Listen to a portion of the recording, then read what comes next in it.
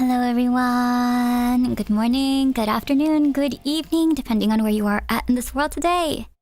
It is MaeFae, your hardcore flower fairy. Hello, hello, hello, hello, hello! I hope you guys are doing well. What's up, what's up, what's up? Happy Halloween week! I hope that you guys have something planned for Halloween. I'm not gonna really be going out for Halloween season, but I am going to be here for Halloween. Oh, hello everybody. Hello Tandies. Good evening. Love the outfit. Thank you so much. Thank you. The Time Lord has arrived. What's up? What's up? Yeah. After debut, I'm feeling pretty good, actually. I was actually really nervous for the debut. I don't know if you guys noticed. It was a different type of nervousness though, because when I first had my debut at the agency, I was all over the place nervous. Like I was just trying to keep up with the energy type of nervous, and then this time around, I feel like I did so many different things in the debut that I had to stay locked in, guys. And for the most part, I think I did stay pretty locked in. I bet you kicked so much butt during your debut. Yay! No, thank you, thank you, thank you. Yeah, I feel like I also improved a lot on, like setting up the scenes and everything too, which is really cool. Oh my goodness. Thank you so much, YT Borg. Thank you so much for the member. Thank you for the member. You did your best, MaeFae. Thank you. Thank you. Yeah, it was really tough because because like a lot of you guys already like know who I am, right? I'm actually kind of curious if there is anybody watching that probably has witnessed me for the very first time. Because I think for the majority, like you guys have already been here, right? You guys have been watching me mostly for about a year now. So this time around, it's kind of like, how do you do a debut without having to like say the same exact things over and over again and introduce something new, right? Hi, I'm new here. Yeah, I totally see that. Oh my gosh, Leisha, what's up, what's up, what's up? Yeah, just glad May as well. Yeah, I feel a little bit more like myself now. I feel a little bit more like this is much closer to my natural habitat, my natural being, because I think for the most part, I don't know, I felt like I had to play a bit of a character per se, but now it's not that I feel like I don't have to play a character anymore. I think that I feel much more authentically myself because I am generally a really quiet person. I am a very quiet person, and I felt like I had to kind of in the very beginning, at least when I was new, I felt like I had to like overcompensate a little bit. And now I kind of feel a little bit more settled in, and I feel like I can talk to you guys normally. So, yay! Dude, a few weeks ago, actually, it feels like it's been a month, maybe like a month or two ago. Yeah. Yesterday's stream was the first, so I'm fairly new. Hi, Mag! Oh my gosh! Oh, thank you so much for being here, Mag. So, Mag, thank you so much, by the way, for the gift. I know that you sent over, the headphones as a gift on Throne, and gosh, like that meant a lot to me because I feel like I've had it on there for a bit, and I completely even forgot that I had that. And for a bit of time now, I've literally just been using my earphones to listen to everything, and it's not too bad, I actually kind of prefer earphones out of everything else, but with headphones now I could listen to things more closely, and I'm not gonna be blasting myself out on my ears here. But I'm very glad to have met you, and I am looking forward to be able to get to know you and talk to you. Not just for you as well, but for anybody who's new here. Like Leviathan also is new. Hello, nice to see you on here. I'm a quiet person too. Yeah, makes sense. Like exaggeration can help bring it out so much. Yeah, I think that when I first debuted in my original form, I was really streaming for a bit, but you ever get that feeling like in your chest or in your body where you're doing what do you call it? Like you're streaming and you're interacting with people, and there's this like tight feeling, like there's this tight tension where it feels like because you are not yourself, you can't really interact the way that you normally would. And I think now I feel a little bit more relaxed in being able to like speak about those type of things because, you know, I just never figured it out. Like I feel like I don't know, it's like a whole new world to me. So yeah. Oh, Ate, I forgot to say, did you see the gift I sent on Steam? Oh no, I didn't get to see it yet. Did you send it recently? I'll take a look at it if you have. It's been so busy these past couple of weeks, and even now, I feel that I might not be able to catch up with everything yet because we're still preparing for the summoning concert. Like even before stream, as we speak, I was setting up for it. Like I was literally on a voice call with Ricky and we were trying to, you know, set up for the concert and everything, and I haven't really gotten a chance to take a look at stuff. I really wanted to play a lot of horror games this week, but because there's so many things happening, I can't even take my time for myself for that, so I'm gonna be taking that time after the summoning concert for it. You've overcome a lot of things and accomplished a lot of off stream, and I'm really happy for you and your endeavors. Thank you so much, Tandies. I appreciate that. I don't know about marshmallows, questions and answers, but I'm not new here. Maybe I don't got questions to me. That's okay, Oleg. I know that not a lot of people might have questions for me, so honestly, this is gonna be just a yapping stream. Like literally no gaming, like there's literally not even going to be any like gaming or anything. This is honestly just an opportunity for us to talk to each other and really catch up on things since then, you know? I haven't really had a Zatsu stream in a while either. Started over almost from scratch.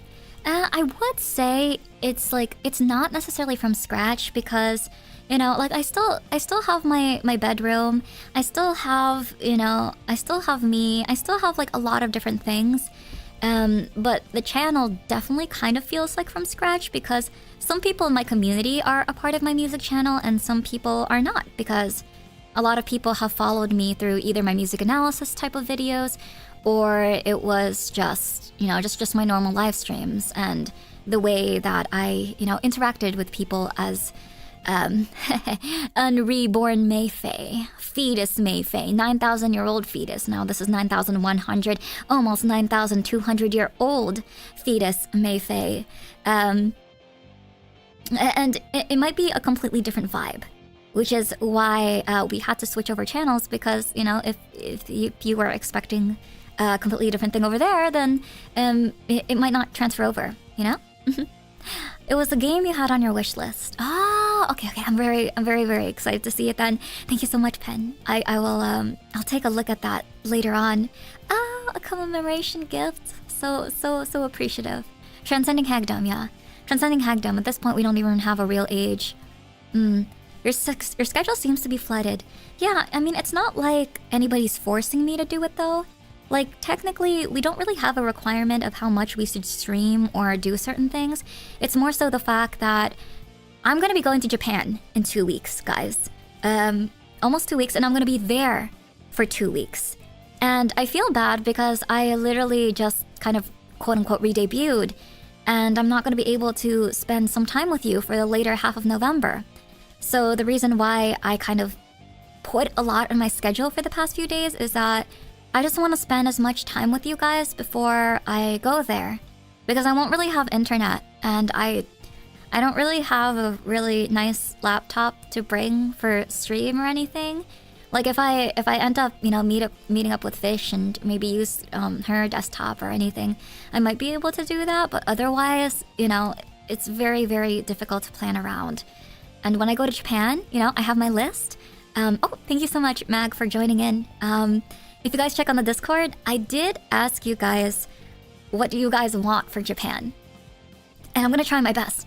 I literally have a note thing on my channel, or not my channel, on my phone that's like, things that I have to bring back to Mayflowers for Japan. A May travel vlog might be nice. I'll try to. I mean, I'm most likely going to take some pictures and very short videos, but I remember the last travel vlog that I made, it was a lot. It was a lot, and I would be so exhausted. So, you know, unless I ever get my own crew to do that, if I ever have a crew to take photo videos in Japan, maybe, but it's going to be mostly like short videos and photos. But I'll share as much as I can. Yeah, Kaya, nice to see you. Let me fit. Thank you, thank you. Yeah, I just want to bring yourself back safely. Yeah, I mean, I don't speak the language, so I hope that I'll be able to get around enough. And maybe understand a little bit based on context clues, but not enough for me to really be able to have a conversation and get to chat with any locals or anything like that. Please, oh please, get a funny USB from Japan. If I find a store. I don't know what type of stores I should go there. I know there's like Food Mart. You know, I don't have that much money, so I'm mostly probably going to eat a lot of like 7-Eleven egg sandwiches for the most part. And maybe some other types of food here and there.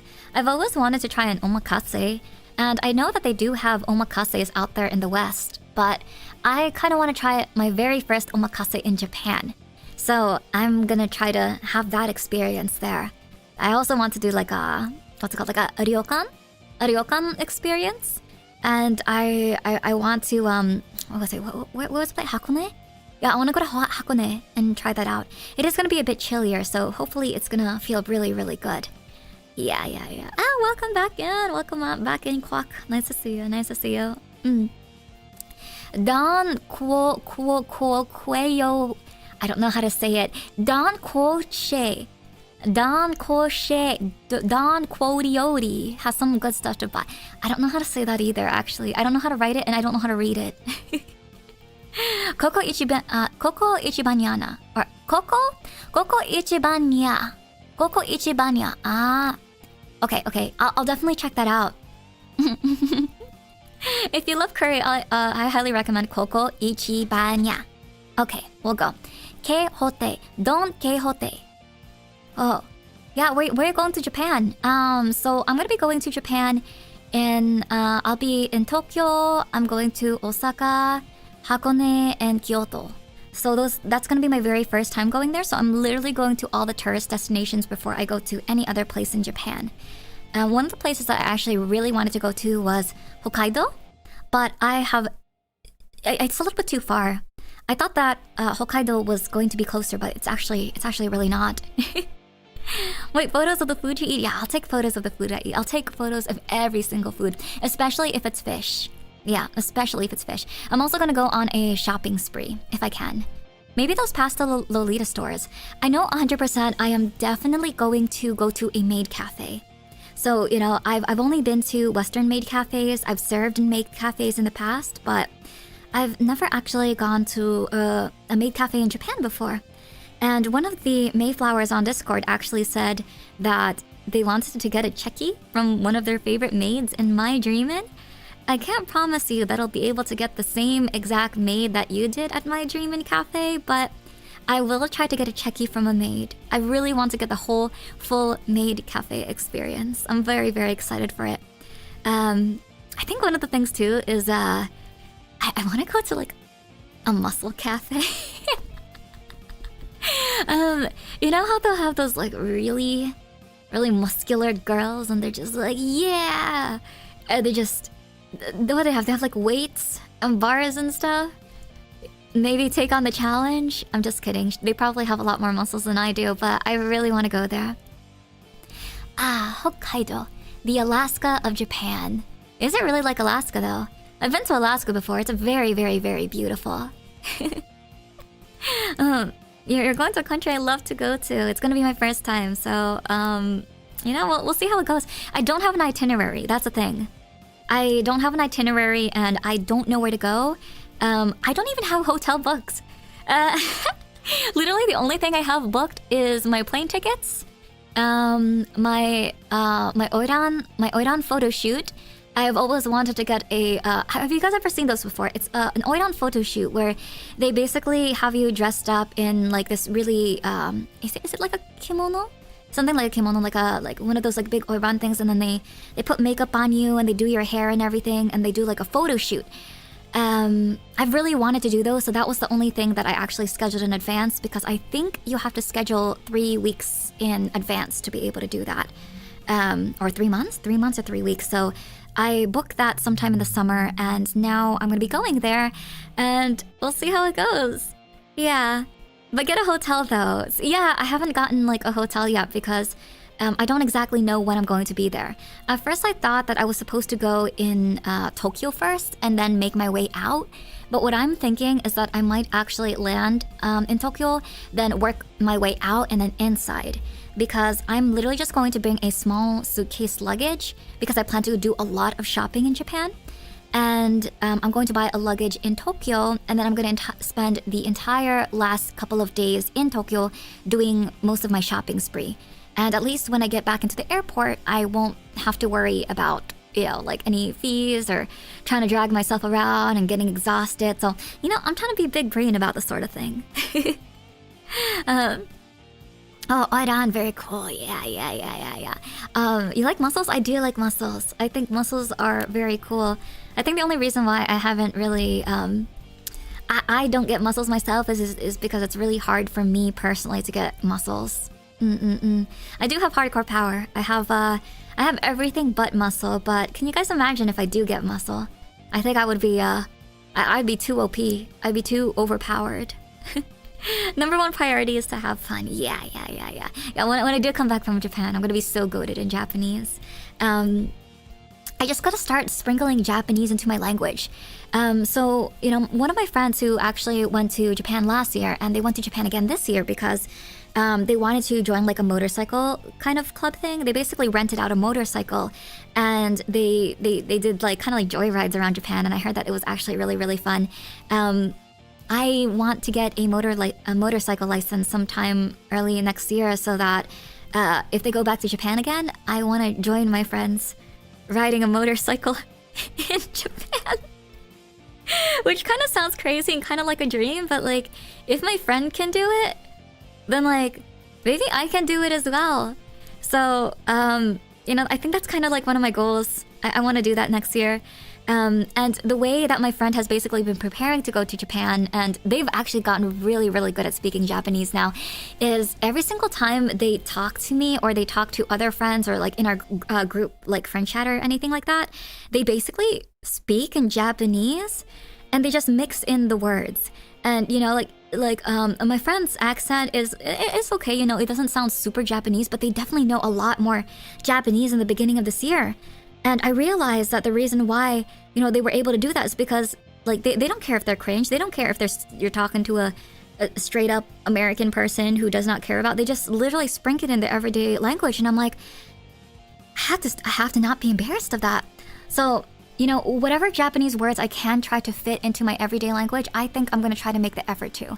I know it's too late now because now that I'm going to Japan, it's not like I could do it in 2 weeks, but, like, even just saying like, oh, otsu there in the stream. Maybe, when I say hello to everybody, konnichiwa. Though I don't know if konnichiwa is appropriate for stream. I guess I would say, well, for me, I guess I would say konbanwa. I don't know if there is a phrase to say good morning, good afternoon, good evening, depending on where you're at in this world today, which I usually say good morning. Oh, how do I say good morning? Ohayo. Ohayo. Is there an afternoon? Ohayo. Good afternoon. Konbanwa. It's escaping me. We'll practice. Dang, you can afford an international trip 2 years in a row. I can't. That's the thing. I'm kind of just hoping that somehow I land enough money to be able to take another international trip sometime next year. I don't think I'll be able to. I think the only thing I'll be able to afford is go back into my homeland and visit my family. Only because I'll be able to get some support there, and I have family members that I could stay with, but it's a dream. It's a dream. Ohayo. Konnichiwa. Konbanwa. I don't think it's good afternoon, is there? Is there a good afternoon? The key to learning language is always to just get used to it. Use it or lose it, as they say. Getting things wrong teaches you so much in reference to languages, especially because of how much nuance exists. Alright, let's mess up then. Let's mess up. Someone told me recently you just need konnichiwa, daijoubu, and she never told me the third word. Arigato? Arigato gozaimasu? You know, my friend has gotten to the level where basically we would joke around, and instead of saying like arigato gozaimasu, we don't even say arigato gozaimasu anymore. We don't even say arigato. Whenever we try to speak Japanese together, we're just like azas. Azas. And I'm like, well, I guess that feels a little bit more natural, right? Yeah, gomenasai? Gomenasai or sumimasen? I know that gomenasai and sumimasen has a completely different context depending on how or when you say it. I'm going back home next year. I'm so excited. I'm so excited for you as well, Pen. I hope you have a great time back in your home. The thing that is the trickiest to me about Japanese is how stressing, shortening, or lengthening the vowels on a word can completely change its meaning. Oh, you mean like tones, right? Like, I feel like most Asian languages have some sort of tones, right? Like when they have the double A. Arigato, arigato. Arigato, arigato. Arigato, thank you. Arigato, thank you. Maybe go to the Philippines for Christmas. Oh man, I do miss the Philippines. I do miss being able to go back and hang out with my cousins. But now all my cousins are really old, and now they're on their own separate ways. We're not in our ancestral home anymore. We're not in the family home anymore. Some of them are in completely different countries now, which kind of makes me sad. Oh, also, for the people who are also new here that are in chat, you might notice that on my screen here, there is a chat for YouTube, which is above, and then the one in below is Twitch. So, Twitch, say hi to YouTube. YouTube, say hi to Twitch. I like to introduce you guys to each other, just so you know. I know you guys don't typically interact with each other in the same chat, but now you can. Now you can. Shujin means supervisor, but if you lengthen the U sound, it becomes a-hole? Shujin versus Shujin. So you just have to make it longer, right? Shujin versus Shujin. Yeah, so you just gotta ooh. The only reason why I am able to kind of do it a little bit is because I like to sing Japanese songs. Doesn't mean I can understand them, but I do like to sing Japanese songs, and being able to hear it and be on beat with the lyrics is helpful. But I do think the one thing that I can't really get a hold of is how fast people will speak in Japanese. I'm pretty sure that instead of saying like shujin, they'll just be shujin, you know? Like it'd be so quick, and I'm just gonna mistake everything that they're saying. I can't stand Twitch personally. Oh my god, hi Twitch. What do you mean? You're both. I thought you loved Twitch. I thought you loved Twitch. That's okay. That's okay. Yeah, just introduce yourself to each other. Yeah. Multi-streaming for the win. Yippee. Well, I guess the purpose of the stream, other than us just kind of like yapping to each other, is I kind of wanted to introduce you guys to a couple new things that we're going to be having on this channel, a couple things that have changed, a couple things that are still, you know, the same, and for the people who are new, just kind of like introduce myself. You know, if you have any questions, I also have Marshmallow. I know that we opened up Marshmallow last week. Let me actually double check right now if there is any new questions so far. No worries about the lurk. We love lurkers around here. So we do have all the marshmallows that we have right now, but I think maybe I'll open up questions for people if anybody just wanted to like have something on the spot, I guess. We'll just add that along as we go. A similar thing happens in English as well, such as a difference between content and content, where the position of the stress changes the meaning of the word. Only by trying will you learn. Yeah, I feel like that's literally just past experiences and patterns and whatnot. So yeah. I guess Asian languages aren't the only one there. But yay. So did you guys enjoyed my stream? You guys enjoyed my my re-debut? I was actually starting to get a little bit sick. I actually got the flu shot about like 3 or 4 days ago. And the day after, I was actually doing really okay. Like I was fine, and I was singing like 𝐒𝐒𝐈, and I I was so prepared, guys. You know, I was doing a lot of vocal practice, and then the re-debut hit, and I was just like, oh no, my throat feels scratchy. So I was kind of just like, ah, shoot. You know what? At this point, we just go with what we have. So I can't listen to myself. I can't listen to myself. Maybe that's the one thing me and Ado have in common. Every time we sing, we like to sing, but hearing ourselves, like playing back the songs that we have, like listening to us, we kind of just internally combust. So you know, I prefer archiving my karaoke's, but I think it's important for you guys to be able to hear some of them as well. The re-debut was so heat. It set my laptop charger on fire, no joke. Oh, heck yeah. Oh, I did see on Discord, your charger kind of exploded, didn't it? First debut for me? Nah. Oh, like, nah, I saw it. Wait, weren't you at the first debut, Oleg? Weren't you at the first debut? Or were you not during the first debut? Maybe you came in a little bit later. I don't know. Maybe you came in a little bit later. I don't remember. It's been such a long time. I was such a nervous wreck. I mean, not like I'm still not a nervous wreck now, but less of nervous wreck? Oleg is brand new, Miss May. Oleg is brand... Stop. Are you messing with me? Stop. What do you mean? Me side stream is first time... Oh, I see. Well, that's good. You didn't experience the mess that I was during my actual first debut, which is fine, because this is a lot closer to what I want to do now anyway. Very cool. Well, I guess let me show you my presentation. I made a PowerPoint presentation. Wow, it's like we're reminiscing on the very first time I debuted again, guys. The very first time I debuted. All right, let me switch over really quick. Is it here? Did I delete it? Oh, here. There it is. Okay, let me move myself here. Yippee! Okay, guys. Hello. This is my PowerPoint. Hello. This is me, MaeFae. Oh frick. Yeah. So, going to be honest with you guys, this PowerPoint was actually what was supposed to be a part of my debut, right?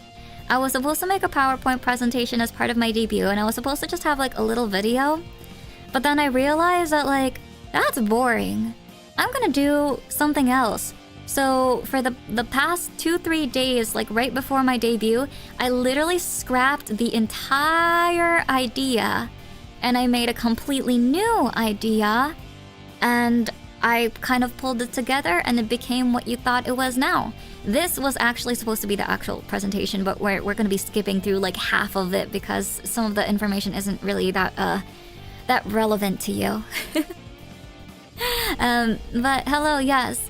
This is now we are in this new era of MaeFae, and I want you guys to actually admire something really quickly for me. You see this? You see this? You see this beautiful logo right here? Yeah? You see that? I want you to stare at that. I want you to stare at that. I want you to look really, really hard at that. For what reason? No particular reason, just the fact that it's so freaking beautiful. Because Lan made this for me, and I can never get over the fact that my new logo is this pretty. And the thing is, she just surprised me with it, and she asked if there was any like revisions or anything on it, and I was like, no, absolutely no revisions. I love what you did. Like there was literally nothing. Literally, like burn that logo into your soul, guys. Burn it, like burn it into the depths of your stomach until it like bleeds or something like that. Annyeong. Yeah, the butterflies are really cool. She really used the wings. And you know, the only thing that I actually gave her was that like I was saying like, hey Lan, like for the logo, the only thing that I can really say is that, you know, I want it to still look hardcore, but I want it to be pretty at the same time, because even though I'm hardcore, I'm still a girly at heart, you know? I'm still a soft girly at heart. Just because I'm hardcore doesn't mean that I can't be soft on the inside, because that's what it means to be truly hardcore. And for some reason, I don't know what she did, but something about it, despite it looking elegant, still looks grunge. It still looks grunge, and it still looks very, I don't know, like metal for some reason. Like, you could put it in a metal album and it would still look fine, and you could put it somewhere else, like some sort of elegant thing, and it would still look fine. So, you know, I think it encapsulates my personality very well. So I'm very, very happy about it. Now, stare at it for 10 seconds. You know, I'm gonna give us a 10-second countdown. All right? 10, 9, 8, 7, 6, 5, 4, 3, 2, 1. Did you ingrain it in your soul? Did you burn it in your soul? Okay, good. Okay, so... yeah, character reference. You guys already know. You guys have already seen this. You guys don't really need to go through this. You guys don't really need to go through this. I just wanted to show off this cute outfit that Ocean made for me. You want to look at it even more? Isn't it so cool? Isn't it so cute? I can't wait until I get more, you know, I could commission art of it. You know, not a lot of people really commission art of me, but whenever they do, I get really excited about it. But you know what? I'm not gonna wait for anybody to commission anything for me. I'm literally just gonna commission because this outfit is so freaking cool. Like, I'm just gonna spend all my money on just making commissions of this and looking as cool as I can. Praise the sun! Hi, MaeFae, we're raiding you. Hello, Yui. Thank you so much for coming in here. Thank you so much for the raid. Welcome into the 2.0. I'm literally just showing you guys like all the cool stuff. Just talking about things, you know. May has grown wings. Yeah, I can actually fly now. Yeah, MaeFae was cute, but now she is hot. Am I hot, guys? Am I hot? For real? Nobody has ever called me hot before. What? No, I don't think I could pull off being hot. I don't think I could pull off being hot. Maybe one day. Maybe one day I'll pull that off. Same would buy that jacket. You know, maybe we could actually turn into a jacket, though. I do think that would be a very, very expensive jacket. And oh look, the patches. The patches, guys. It's so okay. Hold on. Let me align this so you guys don't get like tripped up from my face or anything. So you guys already did see the patches on my jacket, but this is actually what the patches look like laid out. It's a lot clearer now, and you could actually see everything. Still can't get over the fact that, you know, Ocean was able to replicate my whole brain CT scan, but you know, that's what great artists do, right, guys? I mean, the bulky coat makes you feel hot in a crowded bar mall. Yeah, that's true. It's true. So that's a part of it. The blue rose spotted. Yeah. You know, we gotta leave that in there. We do. Yeah. So we're going to skip all this part here because I already kind of told you guys what kind of like games and like things I like. But you know, I kind of want to talk a little bit more about like this side of things. I'm sorry. Is my wings blocking the way? Yeah, my wings are kind of blocking the way, isn't it? Okay, you could see that a little bit better now. The patches are amazing. May also going like a Vtuber. You're really born something new. I feel like I'm so freaking new. I feel it's been a year since debut, and I still feel like a noob, honestly. I'm gonna have my bundle this Friday. I'll have merch of yours to wear and carry. Yay, Delta! I'm so happy. I'm so glad. Yeah. Yeah, so I'm going to, you know, like, the biggest difference, I would say, in goals compared to the goals that I've had in the past was, you know, when I first started off as MaeFae, I really wanted to do more things that blended a lot of like the real life world into the VTubing world, and you know, that's just something that I'm not really as interested in anymore. It's something that, you know, I kind of want to move further away from, because I do think that having kind of that separation is very, very important to me now, especially with a lot of things that have been happening in this space. And now I kind of just want to lean more into my interests of getting back into like a lot more of the hardcore type of scene. You know, I really still want to be able to stream and sing and perform and being able to, you know, go to like big events and everything. And you know, there's kind of like this new goal that I had. I kind of want to be able to have the opportunity to sing in like video games or anime. You know, I've actually been really inspired by 𝐒𝐿𝐈, and I've been seeing like a lot of her music since the very beginning, and I think it's really cool that she's able to create music for, you know, a bunch of different things. So I thought that, you know, I kind of want to get good enough to the point where I can do that myself one day. You know, even make my own like original music, be able to perform them live in an audience. Hopefully one day I can go 3D and, you know, be able to fly my wings in front of you guys and, you know, see how that goes. I know it's gonna be a very, very long journey, and you know, I'm still from the very, very, very bottom. I actually don't even know if it'll ever happen in this lifetime, but you know, we stay dreaming, we stay hoping, we start doing things, right? And one of the things that I actually want to start too moving forward is kind of hosting a space where people can learn how to play fighting games together. I think over this past year, I've gotten really into that, and we've actually gotten started on it on Discord, where people have been playing in the Fight Club recently, and you know, some of our community members have actually written out some very, very, very helpful notes in learning how to play very specific types of fighting games, especially, you know, 𝐒𝐿𝐈 since it really came out. And me being a beginner fighting game person myself, I'm gonna be right there with you guys. I'm not very good, but I am gonna be learning around the same pace as you. And I hope that, you know, we might be able to do things together in that. Maybe host a competition or like a tournament amongst Mayflowers. Even have some with other VTubers as well. I think that would be a lot of fun. And then I guess like, lastly, you know, I think my biggest thing is that I feel that a lot of my future content, I consider myself a very deep internal person, you know? I don't consider myself funny. I'm not really like good at talking to people. I'm not really good at, you know, being able to like mingle or like be friends very quickly with people or a social butterfly. But I feel like my own personal strength really lies in the fact that I am like a little bit of a deep thinker, and I always try to find some sort of meaning in life and try to incorporate it in a way that makes life a little bit more fulfilling. So, you know, that's something. I don't know how I'm going to be able to do it with this platform. I don't know how I'm going to be able to do it with the way that I am now, and how we're going to do it with streams or videos or songs or anything.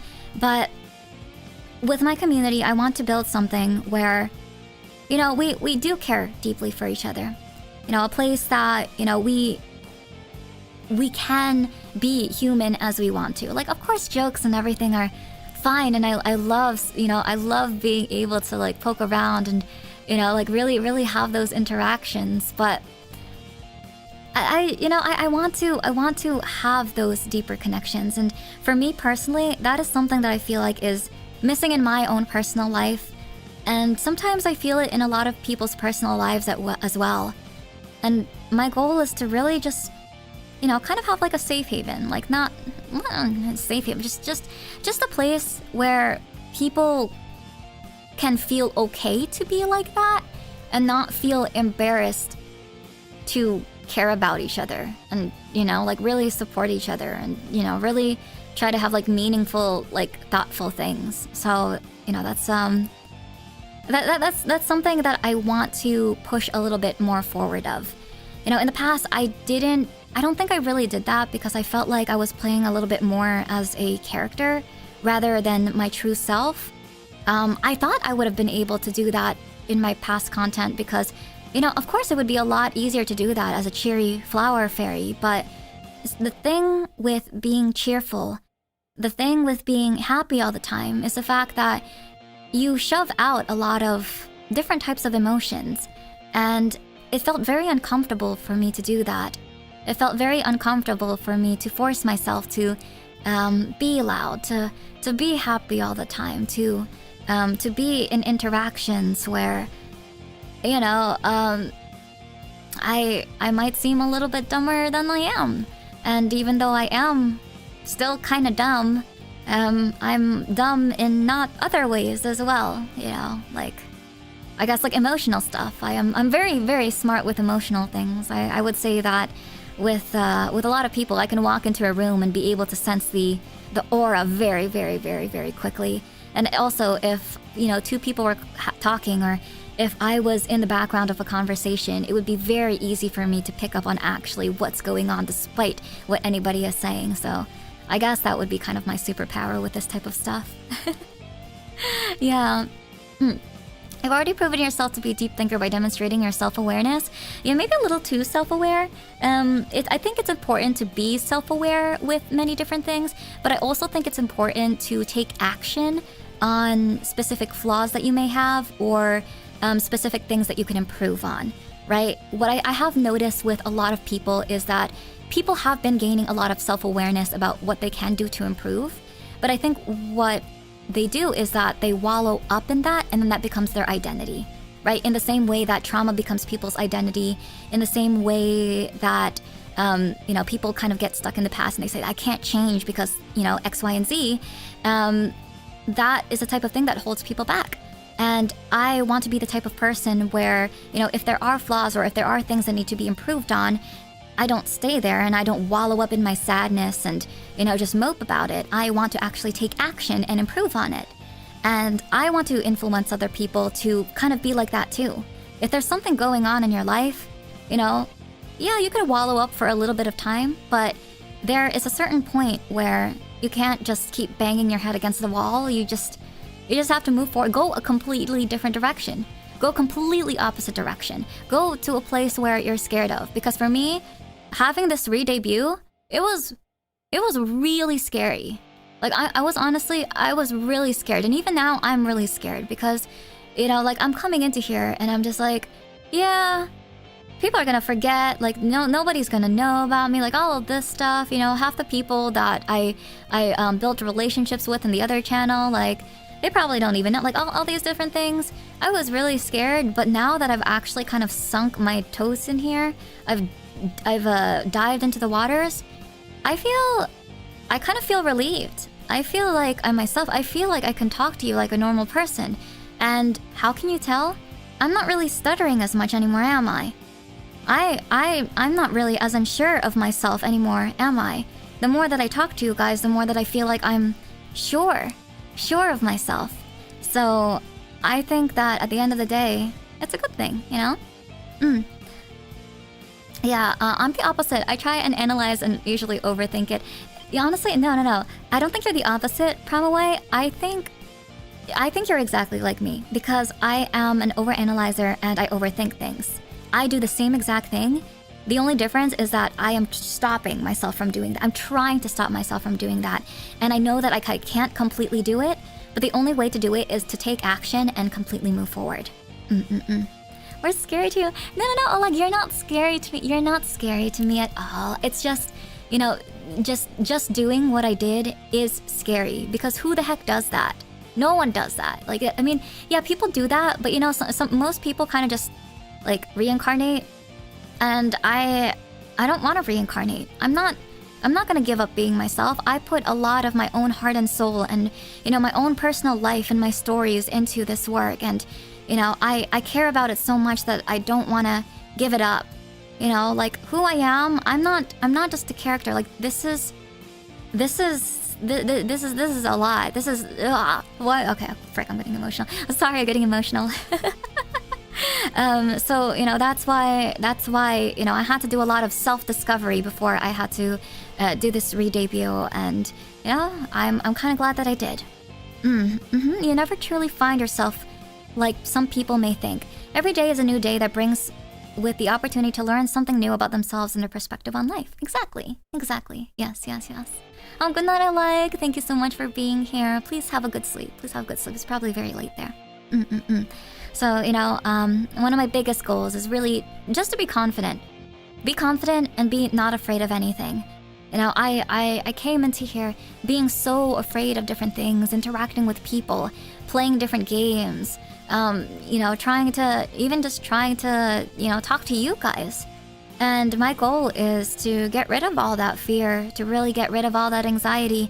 And I hope that in the same way, something with you guys will change as well.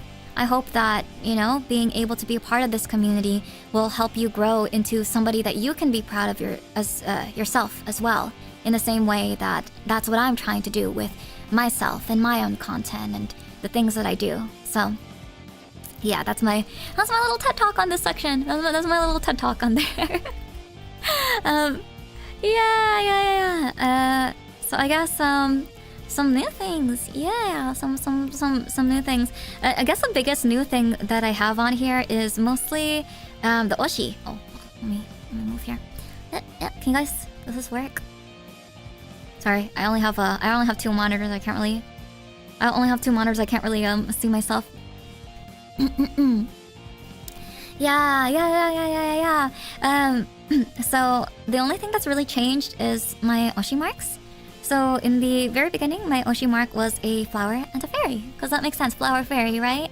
But now it is this electrical spark and the flower, and the electrical spark symbolizes hardcore. Yeah. The old oshi mark was the flower fairy, which makes sense, but I just feel like it doesn't represent us anymore, right? You know, I was actually trying to think like what would have been a good replacement for the thing that isn't a flower. Like I had the what was it, the horn sign with the rock, but I didn't really want to like use a hand for some reason for it. I'm like, I don't want a hand as an oshi mark. I don't want that. And then I started thinking like maybe a ghost, or maybe like an explosion, and maybe an explosion would work. But I don't know. It kind of looks ugly. I don't know. So I really think about the aesthetics and stuff. But yeah, so I think I decided on this like high voltage thing. So that is the new oshi mark. Yay. I hope that you guys like it too. I was trying to think really hard on what to do. Now I'm like an electric type Pokemon or something. Hi Tita May, hello up dog. Nice to see you. Ma'am, your passport photo looking very different. You know why? It's because when you take photos, they don't want you to get all dressed up and anything. They don't want you to have an eyeliner. They don't want you to have your black outfit. They don't want you to have anything. They want you to look like as you are. I couldn't have my get up. They'd look at me weird. You know how they're always like, yeah, take off your glasses? Yeah. I have to do that every single time I take these passport photos. They want to know what you look like on a daily basis, which this is not my daily basis anymore. Maybe it's changed a little bit. Also the fact that they make the electric purple sometimes too in fiction. It matches you well. Yeah. They do that a lot. I really like it when people use a lot of like purple electric stuff. Yeah, like purple electrics. I mean, I guess, you know, like Reina from Tekken 8 would be a really big one of it, but I really like when she was like, Soria, like all that stuff. Also, you know, what's it called? Raiden Shogun, she also has like purple electric stuff, and I'm like, oh, that's so cool. It's kind of a shame that whenever they do the emojis, they don't make it purple, they make it yellow, but I guess it's pretty rare for you to look for purple lightning. Never really seen purple lightning before. Well, actually, I've never even seen like yellow lightning before. I've only seen maybe about like, what, like white lightning? Yeah, like more so like white lightning, I think. So that's the biggest thing. The hashtags. Oh yeah, let me move myself here. So the hashtags are pretty much going to be the same exact thing. I am eventually going to change MaeFae melodies back into MaeFae 𝐒𝐿. It's just that YouTube has this like very, very weird thing where they keep the username for 2 weeks. Even though I've changed everything back to MaeFae archives, I still can't use MaeFae 𝐒𝐿. So right now we're on a timer to change everything back to MaeFae 𝐒𝐿. Right now it's MaeFae melodies, but we're going to change it back to MaeFae 𝐒𝐿 in about 2 weeks. Hopefully nobody takes it in between those times. For anybody watching, please don't take MaeFae. Please don't take MaeFae. You know, even on TikTok, I used to have it as MaeFae_ch because for some reason TikTok wouldn't let me change my username. And more recently, I was actually able to change it now. And now I am MaeFae on all platforms. So if for some reason somebody takes MaeFae away from me on YouTube, I will be very, very, very sad. My Fight Sticks bathtub is pretty much your shade of purple. Heck yeah, okay, yeah, heck yeah. I'm so glad, I'm so glad. Who the heck would take MaeFae? Because people have taken MaeFae already. Do you guys know that? I actually wanted to take MaeFae, but every single time I go on, what's it called? Like Instagram, on TikTok, on YouTube, MaeFae has always been taken. Always been taken, like by somebody who's not even active on their channels, and it makes me really sad. And I feel like the only way for me to actually take MaeFae one day is if for some reason I ever get big enough to be able to take that. Like, you know how they're like, yeah, Vei, you could just become Vei. I want to do that. Yeah, search it up, guys. If you search up like MaeFae, there's some random person who isn't even active has it, and it makes me sad. I don't think they could do that since they're corporate at the moment. Yeah. I don't think they could do that. In your defense, MaeFae is such a nice ring. I know, isn't it? I think it rhymes. It's so cool. It's so cool. Why don't you make a new account on YouTube to guarantee you take MaeFae? Because that means I would have to completely start over from scratch. So the other channel that I had was MaeFae before it became MaeFae Archives. But once you turn MaeFae Archives into the thing, then they hold your username for 14 days just in case you want it back. And then they let it out into the open. So the only thing that I would have to do is literally just take the name the exact 14th day to make sure that nobody takes it back. That's literally the only way. But, you know, like in your mindset, who the heck would take MaeFae? I have no idea. I have no idea who's gonna take that. I have the same name on almost every social and all but 3 games. Yeah. It just makes things easier, right? It just makes things a lot easier if everybody could see that. So, I guess be on the lookout for that. Right now we're Melodies, but like Melodies is so long. It's so long. That's why I didn't want to do that. Yeah. Yes, my management is the one that's going to be doing it. You know, when they change it, I'm probably going to be in Japan by then, and I'm not going to be able to really check up on it. So they're definitely going to do that. Yeah. let me move here to the side. Yeah. Oh, not too far off right here. Yeah, I know the feeling. I wanted Tandeezy on Twitch, but it was taken already, but the account wasn't active, so I had to deal with Tandeez. Yeah, I feel like the worst thing is when you have a set name already and you want to keep it for one platform, but if you want it for everything else, you have to change your entire username. Like, I couldn't even think like MaeFae MaeFae VT, MaeFae, like, I don't even want to use VT, like MaeFae channel, MaeFae something, everything else would be way too long for it. Yeah. MaeFae is back for the time. Yeah. Oh, so this is actually the article that I created, and then we put it actually into the video. I guess a little bit of like the Q&A thing, you know, talking about the whole purpose thing, and you know, stop humans from stepping on flowers. I do recall a couple people kind of like asking like what that actually means, stepping on flowers. So I guess for, you know, anybody who's new here, you know, a lot of my lore really is kind of involved in the fact that my job is basically to protect the flowers from humans. I pretty much tend to the gardens up in the mountains, and whenever humans step on it, I basically trick them, fool them, because that's terrible. Why would you do that? Why would you pluck flowers? Why would you step on them? They belong in nature. Just leave them alone, okay? Just leave them alone. And obviously, that has a double entendre. Just like anything that I do, everything has a double entendre. And what I actually mean from stopping humans from stepping on the flowers is just the fact that, you know, with a lot of people, in life, people like to poo-poo on things. People like to crap on things. People like to do doo-doo on good things that exist. People like to doo-doo on innocent things. And I don't like that. I don't appreciate that. And that's why it's kind of become my life goal to not do that by making people think a little bit more. Hey fish, hello fish and chips, welcome in, welcome in. It is MaeFae, your hardcore flower furry. Welcome in to my 2.0 re-debut. You might have already been familiar with me, but you know, we're talking a little bit more about the changes that are happening in this channel. A lot of things that are staying the same, a lot of the things that are changing. You know, well, lots of different things moving forward. But I hope that you had a great stream, fish.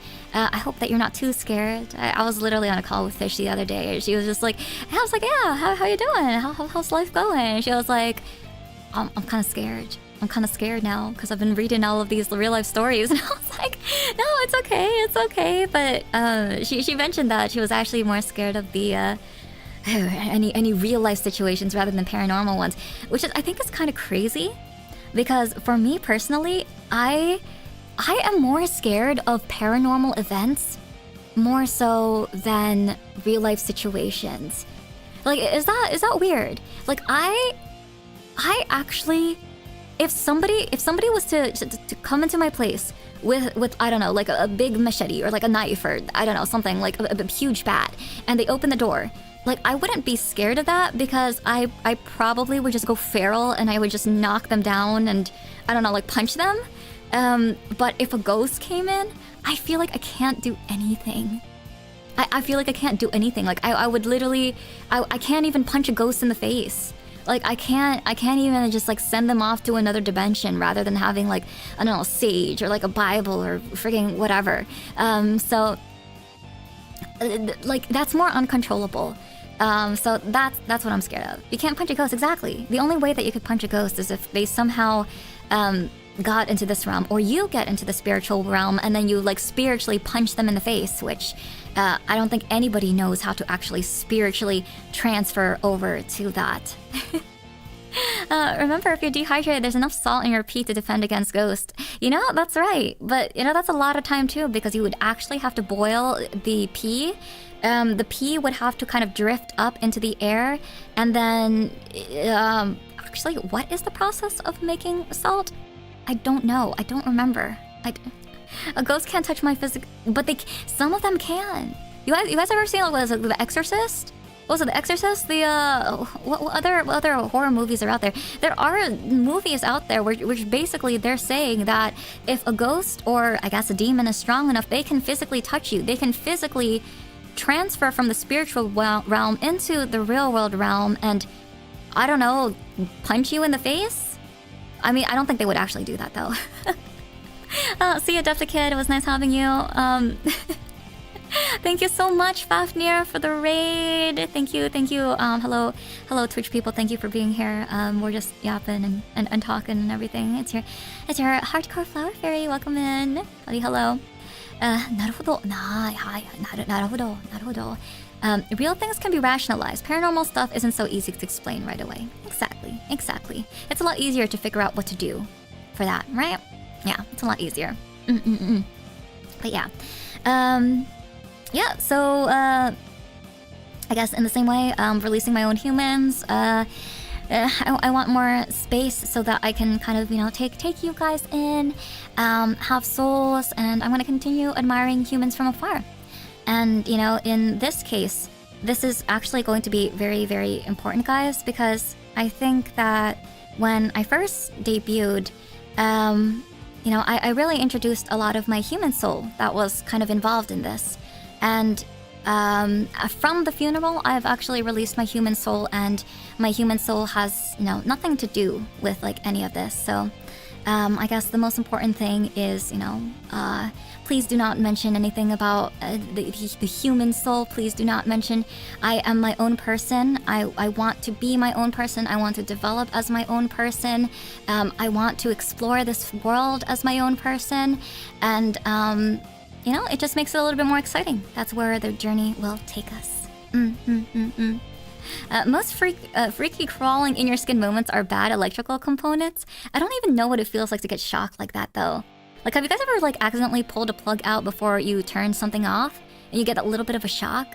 Like I like maybe like that little tingle is the only thing that you can basically base it off of, but like I don't understand that feeling. IDK deers are terrifying. Deers are nice. These are cute. Deers are so cute. Well, I heard the deer is also kind of tasty though too. But they're very cute. It feels good, yes. Okay, yeah, you know what? Yeah, it does. It does kind of feel good. It does kind of feel good. But to be completely shocked? No, not completely shocked. Not completely shocked. I have it. It sucks. I've been zapped by a battery before too. Yeah, that's why you don't touch it. Or if you touch it, at least wear gloves or something. At least stay away for a little bit of time. Can't some ghosts throw things and possess people? Yeah, actually, Jay, that's exactly what I was saying. You know, they can throw things and they can possess people. So that's a lot scarier. At least a person can't possess you. Right. Yeah, let's move on. So, I guess moving forward as well. This is a very interesting slide because I didn't really know how to explain it. Okay, so you guys know how I've always mentioned that I am a say-so, and I don't really know if I'm like completely say-so, at least moving forward with a lot of the content in this channel. And the best thing that I could really... the best way I could explain it is by having, what was it, content warnings? Game content warnings or TV content warnings, because you know how there's like PG-13, R-rated, like all that stuff. I found this, and I feel like this is probably much more of a good representation of how it's kind of going to be with this. Yeah, I wouldn't say you're say-so, but I wouldn't say you're super the opposite, to be honest. Yeah, the topics are mature, but you make it say-so, if that makes sense. Yeah, see, I didn't know like what to do with that, because you know, if I was really a say-so, then I feel like I wouldn't really be talking about that type of stuff in the beginning. But the thing is, I personally am not really the type of person to like talk or do anything dealing with overtly sexual content or, you know, gore and blood, except when I do horror movies and stuff. But a lot of the, you know, the things that I do, like, you know, like if I sing, like, yeah, maybe I will say something, and it kind of hurts my soul a little bit when I have to kind of censor that out. And, you know, I don't want to be able to censor that out. I want to be able to kind of like talk as myself and, you know, do things. Mature but not explicit, yeah. Like, I feel like the best way to explain it is maybe, like, in between teen and mature. Like, because, like, I feel like mature is kind of crazy, though, right? Like, whenever you play a mature game or when you watch, like, a mature movie, everybody's like, frickety fricka fricka frick, and the frickety frick in your bumhole in the frick, and the frick. And they don't mention... they don't consider that as R-rated. Yeah, they don't consider that as R-rated, but for me, like, that's excessive. I think moving forward, like, I don't like cursing personally, like, in my own everyday language. I don't like to do it unless, you know, like, maybe it's, like, super close friends. But I'm still not gonna really do that, per se. But also, it's not gonna be, like, super family friendly, like, either, you know. I'm not... I'm not gonna censor myself just in case any kids are here. In fact, if you are a kid and you are here, just know that you will most likely have the same experience as when I first started watching Elfenlied when I was around 11 years old. And, you know, I was just like innocently watching, and I'm like, la la la la la, oh, see you, Steve. And then suddenly, like, the guys and the guns start blazing in, and then you see a naked lady in front of the freaking, I don't even know what it is. Like, was she in, like, a spaceship? It wasn't even a spaceship. A freaking lady and, like, her, like, tendrils, and she's like, push, push, push, push, push. And then your 11-year-old self is kind of like, excuse me? What is this? What is happening? So, no, it's not kid-friendly, but at the same time, it's going to be handled in a very mature way. Yeah, you handle things maturely, I'd say, when it comes to graphic and horror. Yeah, like I don't want to take those things lightly. Like, you know, like people, like things like that actually happen to people, you know? Like there are things that happen in this world that is like unspeakable, unheard of. Things that, you know, things that have been wiped out on the internet. But if you were here on the early days of the internet, you would have been able to see it. In fact, you might have been able to see that guy who was trying to make a homunculus right on YouTube. You guys ever heard of that before? I don't know if it's like a Russian guy, but there is some dude that's like out there on the internet who apparently there was these videos that were circulating around with the fact that, like, I don't know if it's real or fake, but he was trying to make some sort of homunculus, and he was trying to mix like animal DNA or like human DNA or some other types of DNA, and it became this big thing, and he kind of just like disappeared off the face of the internet.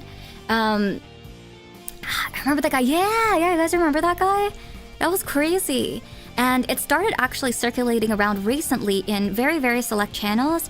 But if you're not interested in it, it's probably not going to pop up for you. Usually stuff like that only pops up for people based on the algorithm if for some odd reason you are interested in that type of thing.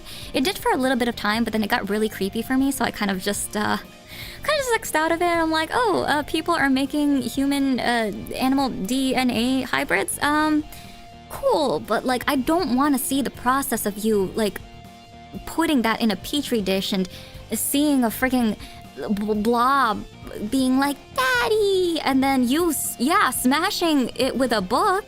Like for some reason that is more graphic to me than whatever horror movies I watch. Like it just is very, very, very unsettling. Wait, are you talking about the video where the homunculus spits at him and then he smashes it with a book? Yeah, it's not for real. There's no way that it's for real, but like it could be. It could be.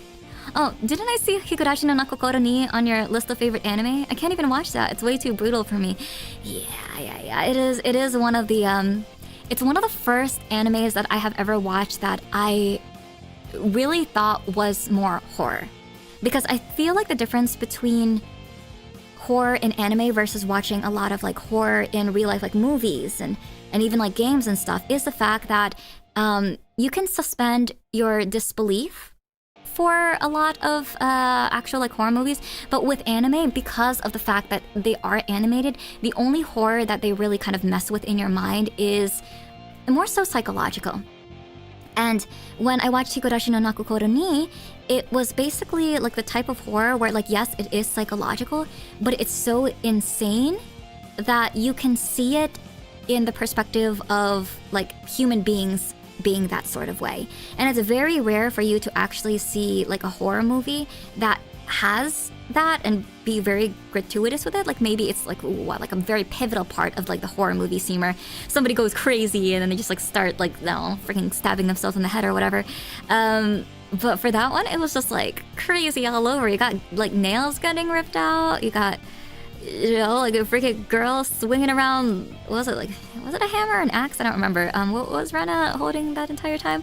Freaking evil ass, like all that stuff. It's crazy. It's crazy. Yeah, I forgot to tell you we're two Daniels. Is it really? That's why I'm confused now. I don't even know which Daniel I'm talking to. I've seen enough FMA Brotherhood to know where this is going. So, you know, FMA Brotherhood was messed up, but like it wasn't like that messed up, you know? It wasn't as messed up as Higurashi. It wasn't as messed up as that. I think it might seem graphic because like your brain is registering it like a real living thing. Yeah, like that's the thing about horror anime. For it to actually be good, you kind of have to trick your brain into believing that it is very plausible for that event to happen to you personally. That reminds me of the scientist that people keep asking to make Catgirls real because he was also experimenting with animals and humans. I actually saw that too. I do remember that. I do remember that actually happening. Oh, I don't know what the scientist was though.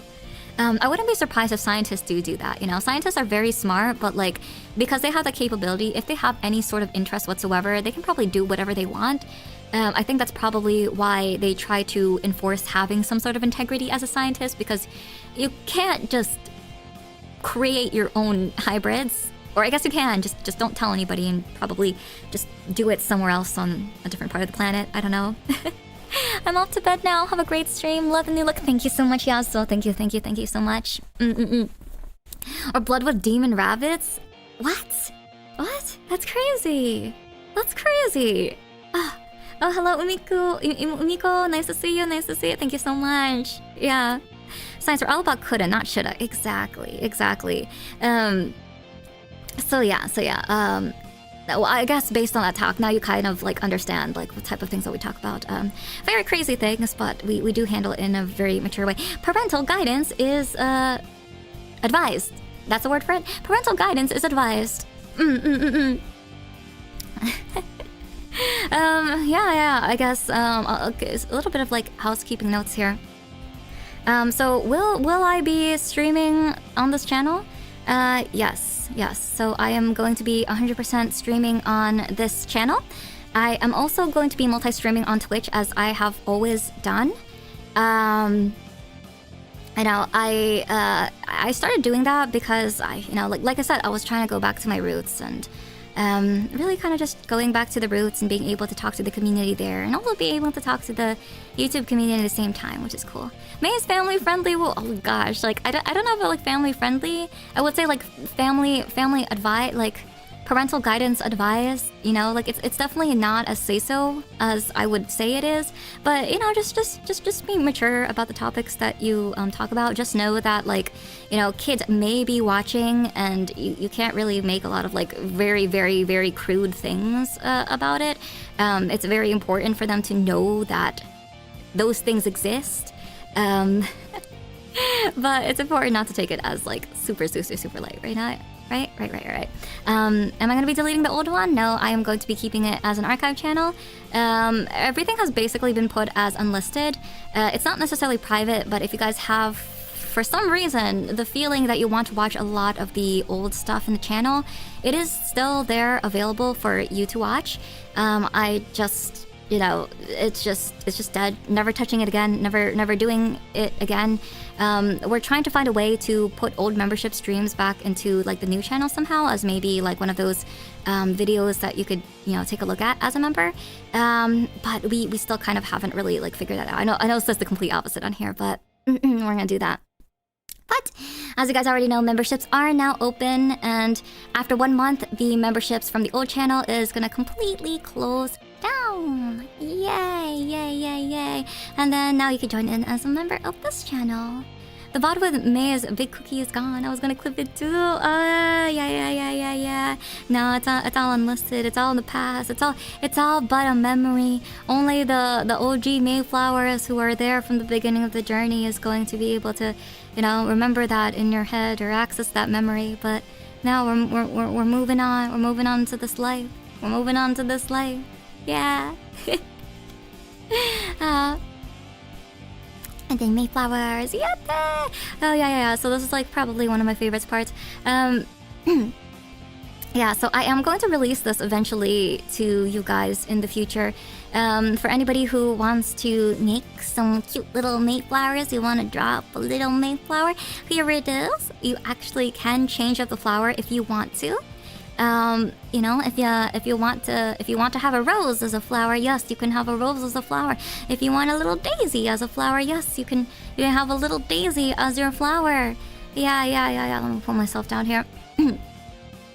And I want to do a lot of different things with this. You know, I know that Lan has been working on this recently, where she's trying to get her dust buds into VR chat. I kind of want to do something similar. I kind of want to make a little VR chat model for you. I want to do a lot of things for you guys. I want to make a little VR chat model. There's a little thing I discovered called stream avatars, where basically I can have like little mini games on screen. I did download it, and I wanted to introduce it during the debut, but I couldn't figure it out. I didn't know what to do with it.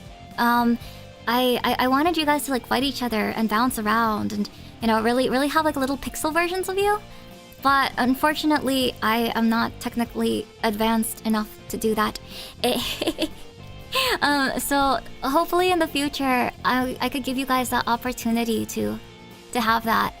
More Mayflower stuff for you guys. Yeah. Everyone gets a dress in VR if that's the case. Yeah. I want you guys to just walk around, and I also want you to like. I want to have like little Mayflowers and big Mayflowers, and I want you guys to be like Attack on Titan Mayflowers too, like really big Attack on Titan Mayflowers. A beautiful visage. I know. Yeah. I think that's my favorite. I think this is my favorite part of it. That was my favorite part of your mascot design, guys. Like the little booty, the little booty right here. You give it a little smack. You give it a quick, and it just jiggles.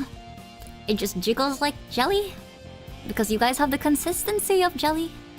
I could pluck you guys off from your flower and just shake you, and you'll go like wow.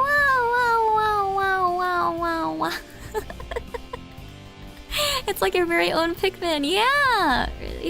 Like a little Pikmin. Like a little Pikmin. So that's what I wanted to say during debut, but I couldn't really say it during debut. Okay, I had to stay on track. I had to keep myself going. You know, I had to keep doing the audition. I couldn't just say like here's my Mayflowers. Look at its little booty. Aren't you convinced to have me become a singer of your bar? No? Okay. You know, I can't just say that. There's people in front. There's kids around. I'm just kidding. Who would even be in a bar with like a bunch of kids like that? Well, some people are like that actually.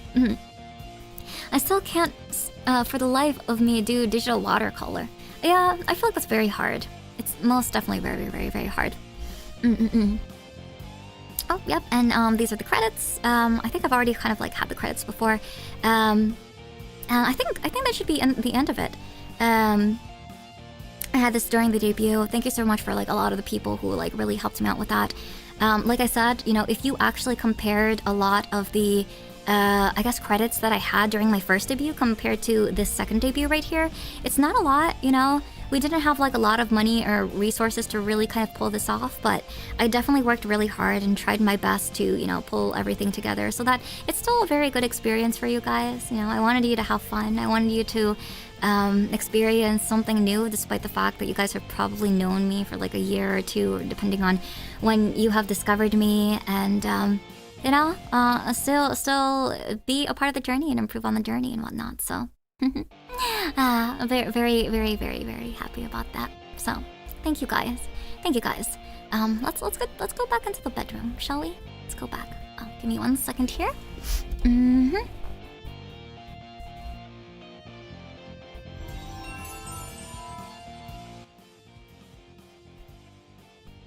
Talented people overload. Yeah. There's so many talented people here, and it's something that I didn't even like realize going into this space. Like, I know that there's a lot of talented people, but like, you know, like there's just so much creative people as well. And you know, the thing that like I guess bothers me a little bit is that like there is so many creative people, but a lot of people do doubt themselves, and a lot of people aren't very confident in their work. Like, who am I talking about? I'm personally not even that confident in my work either. But like it's insane the amount of like talent that people have. It's insane the amount of like passion people really put into their crafts to be able to create something like so amazing. Like, I'm still amazed by the fact that Ocean made this, like this freaking jacket, this freaking outfit, like this mic, like everything. I can't believe it. And the fact that, you know, Lan was just able to create something so perfect and beautiful just from picking up on my vibes and just from her pure imagination, like being able to put together videos, and then even like Mayflowers too. I'm always just so amazed by like everything that you do, and you know, the quick learning, and even getting the like opportunity to fight you guys too. Like being able to fight you and seeing how everybody's kind of improving and learning and, you know, just having fun as we go along. I think that's so freaking cool. Like, you guys are so freaking cool. Everyone is special in their own way. Yeah, everyone is special in their own way. With that, yeah, I guess that's kind of like my, you know, re-debut 2.0. Definitely, actually, let me know if you have any questions. I'm actually going to start up a Q&A here. I know that some people already kind of have questions on Marshmallow, which I'm actually going to address first. We're gonna address the marshmallows first, and if there's any other questions that is left behind in the YouTube chat, I will address that as well. But let me see if we could open this up really quick. Let's go to number 1. Yay!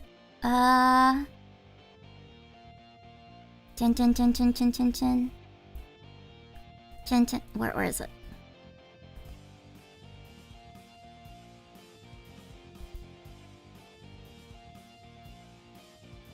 Okay, there we go. Nice. Okay. So, one of the very first questions on here. Where is a good place for song recommendations? For example, is posting song recs in the Discord song recommendations thread good enough, or is there something else I have to do? Also, are there any specific rules for the songs I recommend? Like, are there any restrictions for the type of content or lyrics in a song? You know, to be honest with you, the song recommendations is probably the best place that you could drop down songs. There is another thing that we have for Mayflowers called the Mayflower playlist. And if you go on Discord and you take a look at what section is it? It's a directory. Yeah. If you go to the Mae Mafia, or I guess the Mae directory, you should be able to see a link where basically all our Mayflowers can add songs that they like in there. Typically, I would just recommend it to kind of be in the same like genre of music that, you know, that we kind of like listen to. It could be anything, honestly. I tell people, what would a hardcore flower fairy listen to? And if that fits, then feel free to add it in there.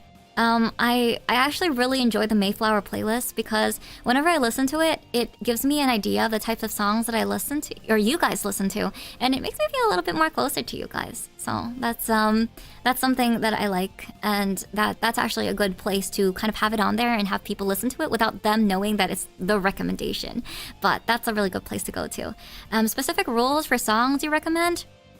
You know, honestly, just as long as the songs don't condone straight up unaliving people or doing really heinous things to people, it's fine. I mean, you know the difference between, you know, like songs or like movies or any sort of media that's just like very gratuitous violent or just like very gratuitous anything. You just use your best judgment on that, honestly. Like, if you put it on there and it's like, you know what, like, so, yes, someone probably might be offended by this, then, you know, maybe don't put it on.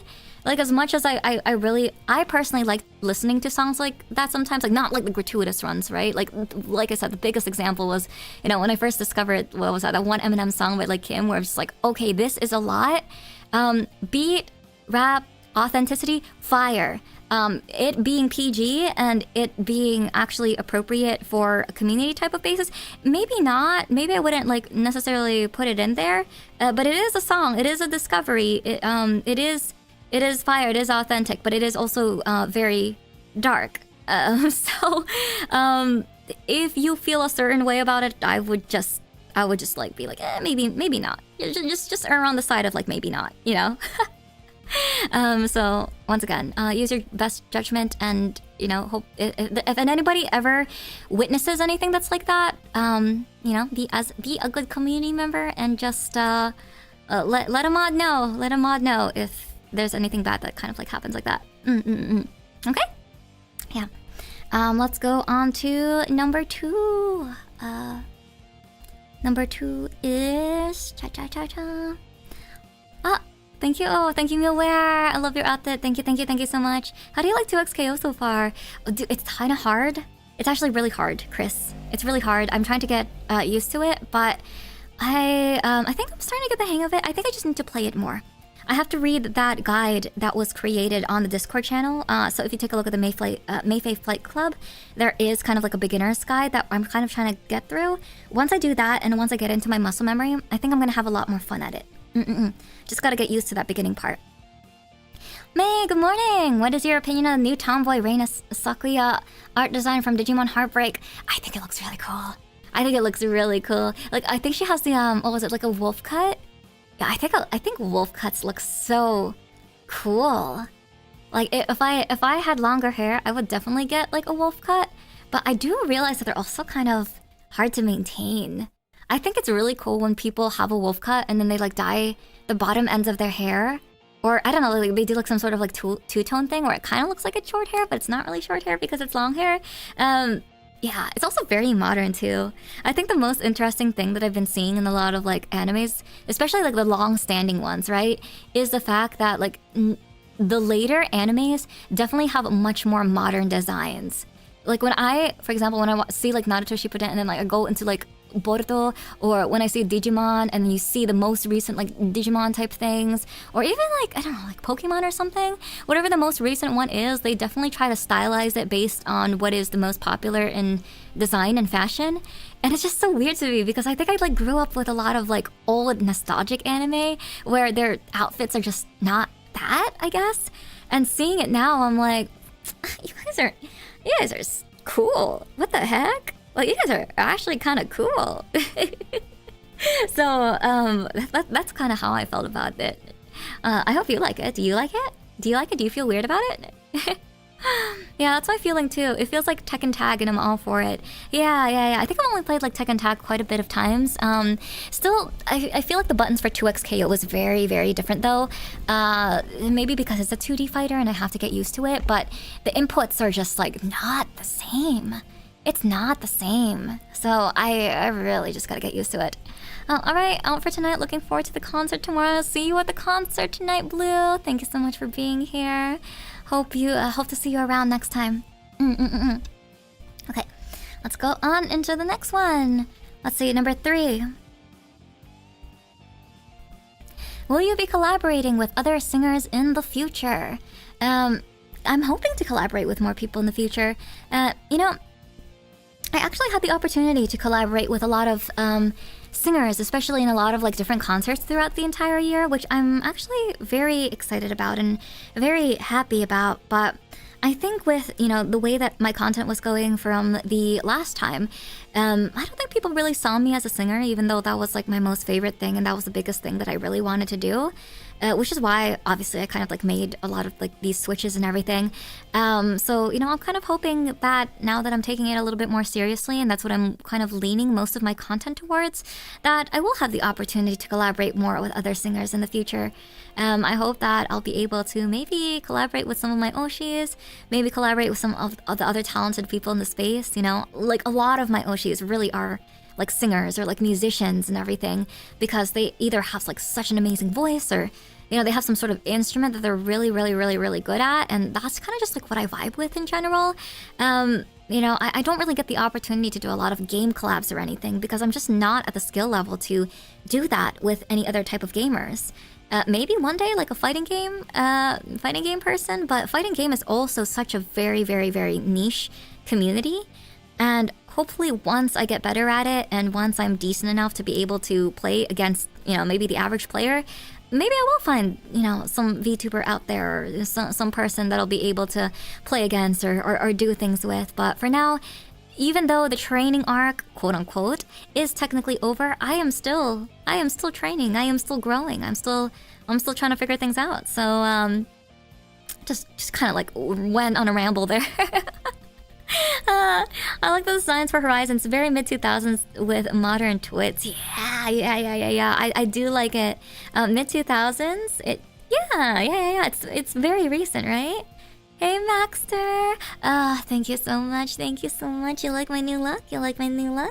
Yeah. This is where we're gonna be. Will there be a MaeFae appearance at EVO for Tekken? Maybe potentially. I will probably be very private for like any sort of like EVO thing. But maybe I'll try my hand at it. You know, I did say that I was gonna do it, and whether or not I go and I come out during the next or at least the first round, I'm okay with it. Because at least I competed, and I will be able to tell 100% with confidence, you guys, that I played at EVO, and I lost the first match. But you know what? The only thing that matters is that I tried. But the first step to getting there is actually going to a local tournament first and getting used to the jitters from local tournaments, because how would I expect myself to actually go to an EVO tournament and attempt to beat somebody at Tekken 8 if I can't even go to a local tournament and fight somebody there, you know? I saw you as a singer. Ah, thank you, Molly. Thank you. I'm so happy. I'm so happy that you saw me as a singer. I want to be able to show the world that I'm a singer too. You went to Evo though? That's sick. Yeah. Evo's fun. Evo's fun. Though I will say that like if I oh gosh, sorry. If I go to Evo again, I don't know if I want to go to the, Evo in the US. I think I would want to try going to an Evo in a different country, but I feel like that's a completely like a different level of gamers, you know? Not that like I know what to expect when you go to an American fighting game tournament, but if you go to somewhere like Singapore or France or any of the other ones that they're planning to host it, like the level of competition is probably going to be different. It's probably going to be different, right?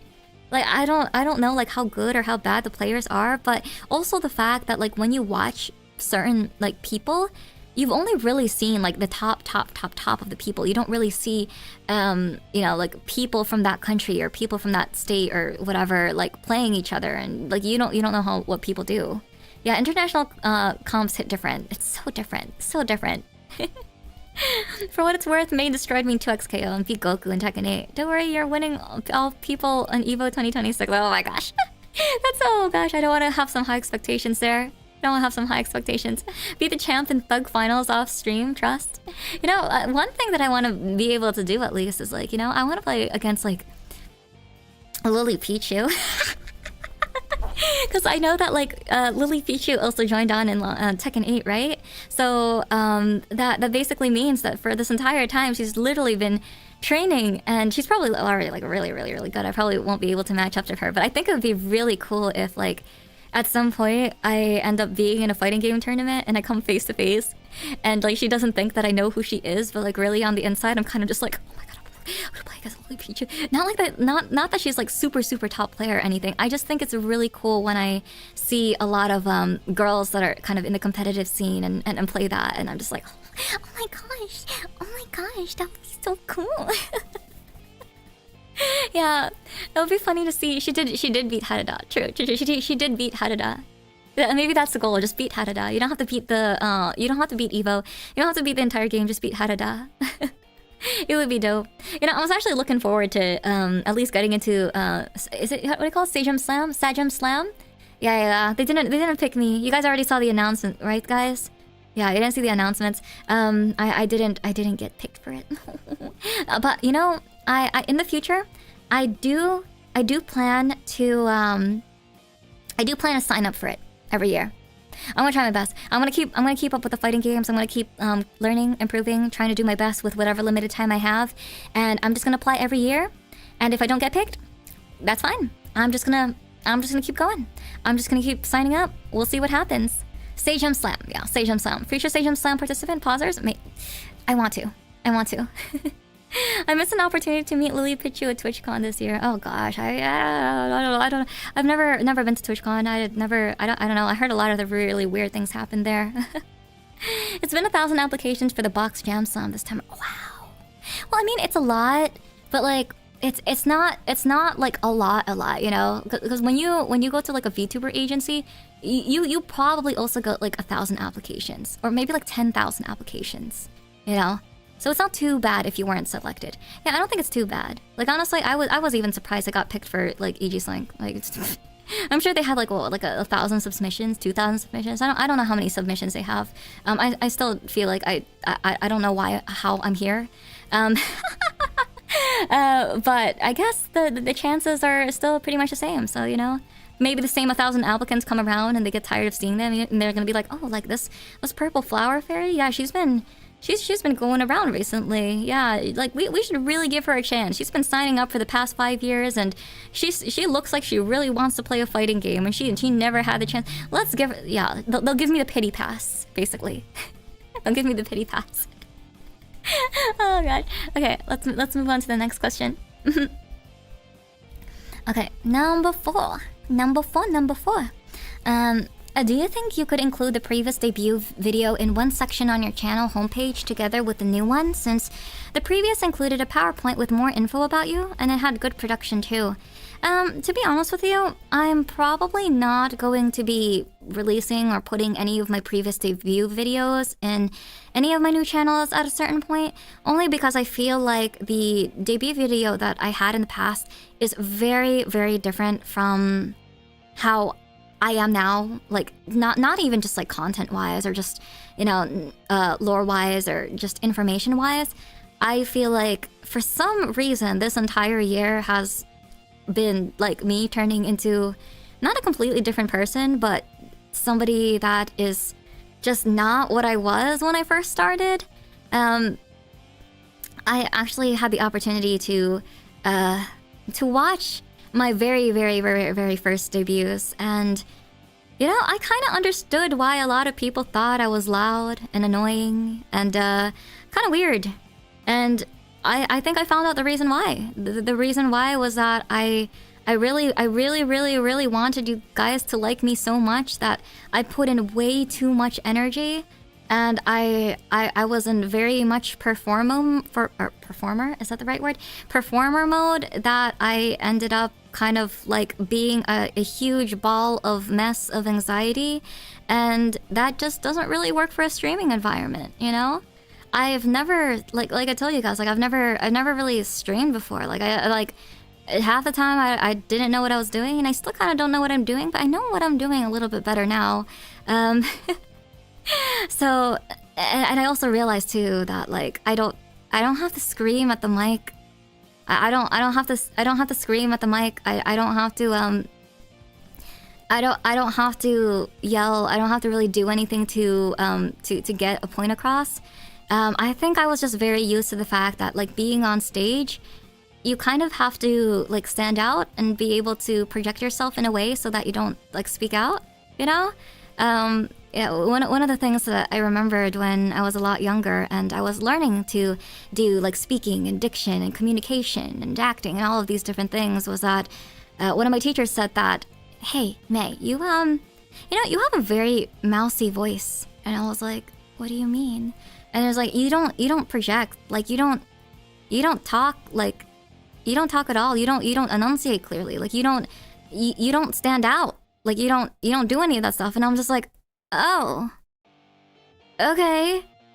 And so I kind of swung the complete opposite direction where I'm like, okay, so my teacher basically told me that I needed to stand out more and I needed to be louder and I need to do all of these things or I will just completely blend into the crowd. Okay, I could do exactly that. And I think what ends up happening is I'm like, okay, so that's what people want all the time? Oh, okay, cool. Oh, I have to be cute anime? I have to be cute? Oh, okay, cool. And so I was like, okay, let me do that. And then I did that. And then I started doing that for like 2, 3, 4 hours. Like even 6 hours. And like my body got so exhausted. And I was like, I couldn't breathe. I couldn't even take the time to think. I couldn't even like do anything. And then that's why like I was just like, nah. Like this is not, I can't. Like I want to be in VTubing for at least 5 years. Like not even 5, I want to 7 years, for 10 years at least. Okay, I don't know 10 years. I don't know if I'll change that much in 10 years, but like at least 5 years. Like I want to be here for a while, guys. And if I have that weird ball of anxiety hanging over my head this entire time, and this weird butt clenching feeling in my stomach every time I stream, like that's not cool. That's not good. That's not fun. And something that I told you guys in the beginning too is that I'm never gonna stop streaming unless I stop having fun. And I was kind of getting on the verge of that, guys. I think I was not. I think I was not that I was not having fun. I was just not having fun because I wasn't being myself. So I was just like, okay. And then so I had a mental breakdown, and I was like, you know what? Screw this. We're just going to completely go back to the drawing board, start over. We're going to, you know, not gonna completely change. We're just gonna go a different direction. Gonna go the complete opposite scary way. Like. And that's what we did. That might be gas, May. It might be gas. It might also be Gosh, it might be my allergies too. Such a cool costume. Oh, thank you, thank you. Well, this is not my costume. This is my outfit. This is me. This is real me.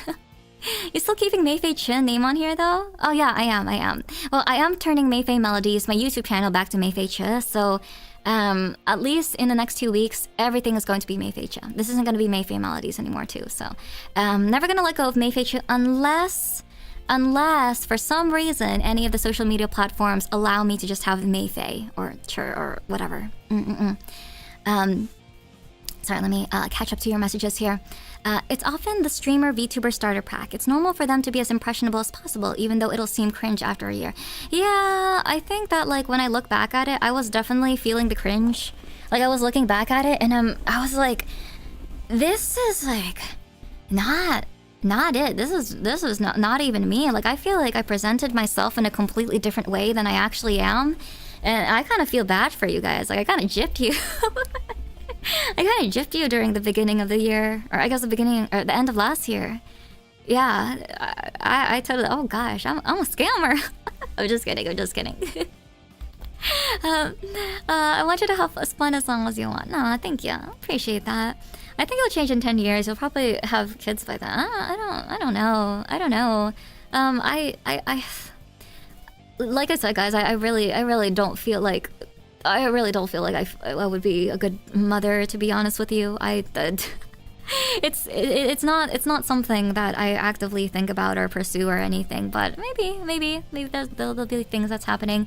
I kind of just want to enjoy the moment as it is now, because something that I personally struggle with a lot is I'm either too far in the future or I'm too far in the past. And you know what they say about that? They say that if you're too far in the past, that's how you become depressed, because all you're thinking about is the past and you just keep ruminating and replaying the past. And when you think too much about the future, that's when you get anxiety. And if you think about both, you have both anxiety and depression. And I don't want to have both anxiety and depression. And now I already struggle with anxiety. So, let's just focus on now. And if anything ever changes, then yeah, sure, why not? But in this moment in time, I'm having a lot of fun. I'm enjoying, my life as it is now. I'm enjoying being able to grow and make friends and finding out who I really am, developing the type of stuff that I like to do, and falling back in love with music again, and getting back into emo culture because it's not a phase, mom. Yeah, it's nice. MaeFae scams, lore confirmed. Yeah, total scammer, guys. Total scammer. Most people think they would be bad parents until they come on. I don't know. The new direction sounds like it just works out better for everyone, to be honest. Yeah. No, I'm glad about that. Yeah, I think it could be your kind and understanding that's the basis of good motherhood. Did I ever tell you guys how I'm really awkward with kids? You guys don't understand. Okay, you know how, for example, Fish, she likes babies, right? She can talk to babies, she can chat with babies, she thinks babies are cute. I've told this to you guys before, my interaction with babies, okay? They look at me, they stare at me, I stare back at them, they stare at me, they stare back at them, and I'm like, hi. And then they just keep staring at me. They don't even say hi back to me. I'm so awkward with kids. I don't know what to say to them. And it always weirds me out. It weirds me out when people baby talk kids too. Because they aren't crying, so that's positive. Yeah, but dude, I see my friends sometimes, right? They see a kid and they like kids, right? They like kids and they're like, oh, hey, oh my gosh, you're so cute. Oh yeah, do you like this? Oh yeah, you like math? Is math your favorite subject in school? And in my head, I'm like, why do you guys talk to babies like that? Well, not babies, okay? I understand babies. Babies like it when you talk to them like that with babies. When maybe they're like 5 or 6 or I don't know, even 8, 9, 10 years old, right? When I was that age, when I was 8, 9, 10 or whatever years old, I hated it when when adults talk to me like that. They were like, "Oh, May, yeah, you like anime? Oh, what's your favorite? Naruto? You like Naruto? Oh, wow, that's really cool." And they never really go any deeper than that. Right? Like, you know what I wanted an adult to say to me when I was younger? I wanted them, oh, like, yeah, you like Naruto. What do you like about Naruto? Like, what is it about that show that, you know, that makes you want to keep watching it?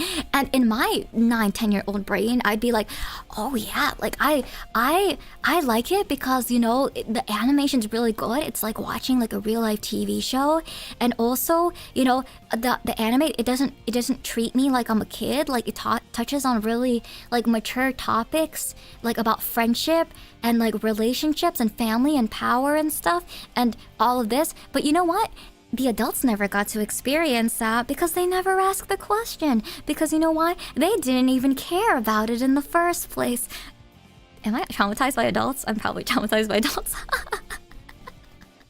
I'm just kidding, guys. I'm just kidding. Well, I'm not really kidding. But in terms of like the kid part, I am I still don't know what to do with them.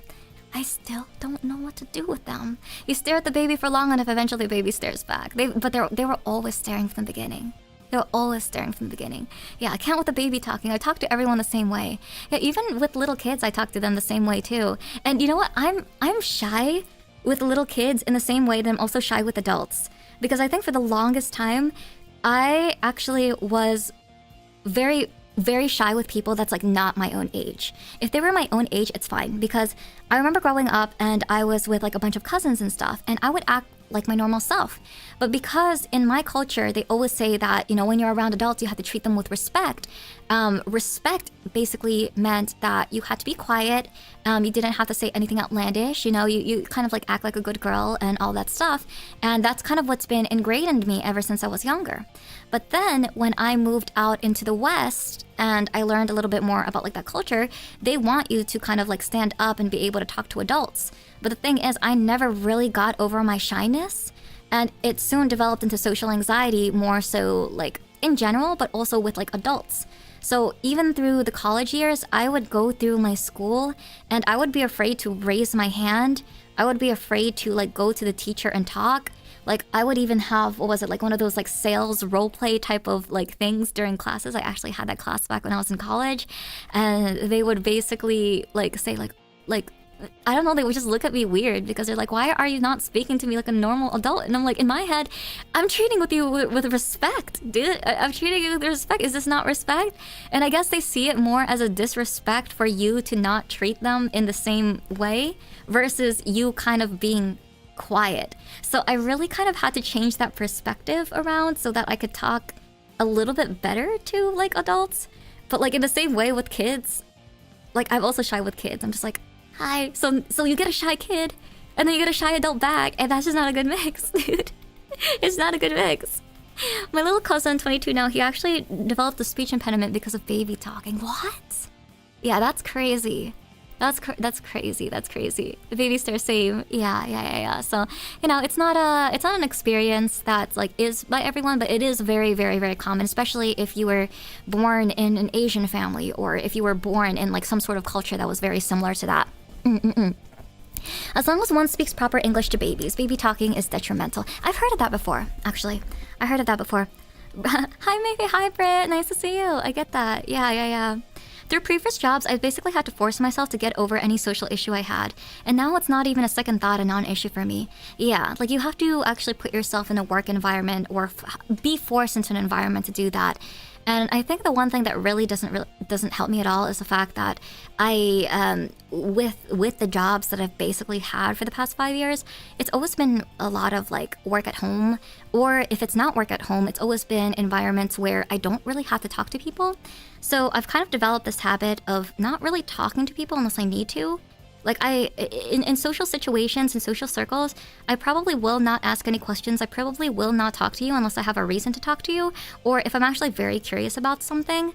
Yeah, that's probably like the only time I would. But making a lot of like small talk, I have to kind of switch myself mentally to be able to do that. Just as like kids, hey, what's up? Is enough for kids. Don't worry. Yeah, I'm sure. Maybe I'll give them like a little toy or something. I'll bribe them with candy. You know, if I ever see some like kids around, I'll just be like, hey, you want some candy? This is not creepy. That sounds really creepy, doesn't it? Yeah, that's probably really creepy. Okay, let's move on to the next question here. Question 5. Yeah, college and work got me real good with small talk, honestly. I was kind of good in college, you know, I was able to interact with a lot of people in college, but ever since I graduated from college, I didn't really get the opportunity to do that very much. Everybody kind of just separated, but there are some college friends that I'm still not necessarily close to, but like we ended up on a good basis and we're, you know, very good friends, and if we ever, you know, like messaged each other again, I'm sure that, you know, we would probably enjoy like a nice coffee or something out there. It's how you get a pass. Me and Evan, hey, want free healthcare? That's crazy. That's crazy. You think kids will still be able to understand that though? I do hear that kids nowadays have some sort of like education where they're basically a lot smarter than us nowadays. Like I remember talking to, you know, some very small cousin, and apparently they take engineering classes. And I was like, wait, how old are you? And she was like, I'm 13. And I'm like, you're taking engineering classes at 13 years old? And they were like, yeah. And I'm like, I've never taken engineering ever. In fact, I've never even taken physics classes. I wouldn't know. So technically, quote unquote, they are learning faster, but for some reason, in terms of language, they're not doing so hot, I guess. I don't know how it is. I hear very mixed reviews about the younger generation. I always hear that, yeah, the younger generation, they're either not slow, or they're slow at reading and they can't comprehend things and they can't read or write. And then I also hear the complete opposite, where they're like, oh yeah, like, you know, they're taking engineering classes, they're learning how to hack, they're doing all these different things, and I'm like, I'm just here, I'm just living, man. Like I can't do that stuff. Like I will leave my body in the future of the children. Oh, engineering at 13 is wild, right? That's insane to me. Kids are learning economics off of Roblox and stock trading and Animal Crossing. You know, the closest thing that I've ever learned about economics was Gaia Online, when everybody was trying to like freaking overinflate the marketplace. That was the only time I ever learned economics. They also had freaking what do you call it? What was it? There was this game back in middle school that we basically quote unquote played, where it basically puts you in a fake stock market, and they try to teach you how to buy stocks, and I never understood it. I didn't get it. Like when I was playing the game, they were basically just like, oh yeah, just like buy any stocks that you want, you know, and you'll see if it increases or decreases. And you know, a lot of people that were in my classes, they were basically trying to buy stocks that you know, I guess they're more familiar with American economics. I didn't know about American economics. I was like fresh off the boat, dude. I was fresh off the boat. And so what I ended up buying was like, oh yeah, I'm gonna take Disneyland, and I'm gonna take this one. Oh, Cartoon Network. I'm gonna take Cartoon Network. And then watch me as my middle school self trying to do a freaking stock simulator, and all my like stocks plummeting after a stupid 5-10 years, and I'm like, what the heck is this? Why are they teaching this to me? Oh my god, I do care how people could do small talk. I suck at small talk and can't really make any small talk without rambling about random stuff. Yeah, I mean, isn't that what small talk really is though? Like, I think small talk is okay. I think I've changed my mindset a lot on small talk. I used to be the type of person that says that like, yeah, oh like small talk kind of sucks. Like small talk sucks. I want to go deep. But the thing is, like, why would you want to go deep in a conversation with a person right away, right? Like doesn't that like mark somebody as a little bit suspicious if you just go on the deep end? Because you don't want to reveal things about yourself until you know that the person is trustworthy. And you don't want to reveal like anything deep. You don't want to have deep talk about like all your traumas and, you know, all the things that you're going through until you get to really know that person and know that they actually care about you. So, you know, small talk is good. You want to be able to get a sense of who they are as a person, what type of things that they like, and for you to actually decide that, hey, you know what? I like this person. Let's keep talking to this person, you know? I personally have nothing to hide though. Yeah. No, I mean, I don't think it's about like having something or nothing to hide. It's more so of the fact that like, you know, you wanna feel comfortable with the person. Like you don't want that feeling where it's kind of just like, huh, for some reason I feel really uncomfortable. Like you ever get that? You know, like you ever get your intuition to that point where it's just like, that didn't feel good. And I don't know why that didn't feel good. You know? Let's see. Most people coming up are either dumb or brilliant, and both are bad at explaining things. Yeah. Paying attention to younger generations' upbringing is a sign that you're concerned. No, it's not. No, it's not. These mining machines ain't gonna fix themselves. I don't even think about. I don't even think about. The only reason why I think about that is because I've gone through my own traumas with my own family. That like, you know, it's just something that pops up every once in a while. Honestly, picking randomly usually gets you to market average. Yeah, I didn't pick randomly though. I just picked the ones that I consumed as a kid.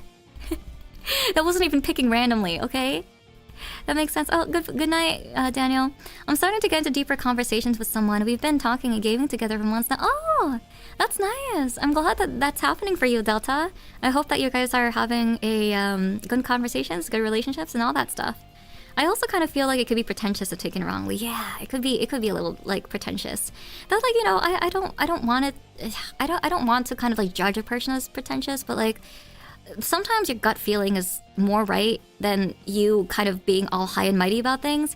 Because I remember too, like I was always like, yeah, like I want to be the adult. Like I want to be the person who's like, yeah, you know what, like they're this certain way, but maybe there's something else. But then, you know, the older that I get, the more I'm just like, you know what? You know, there's a reason why we have gut instincts.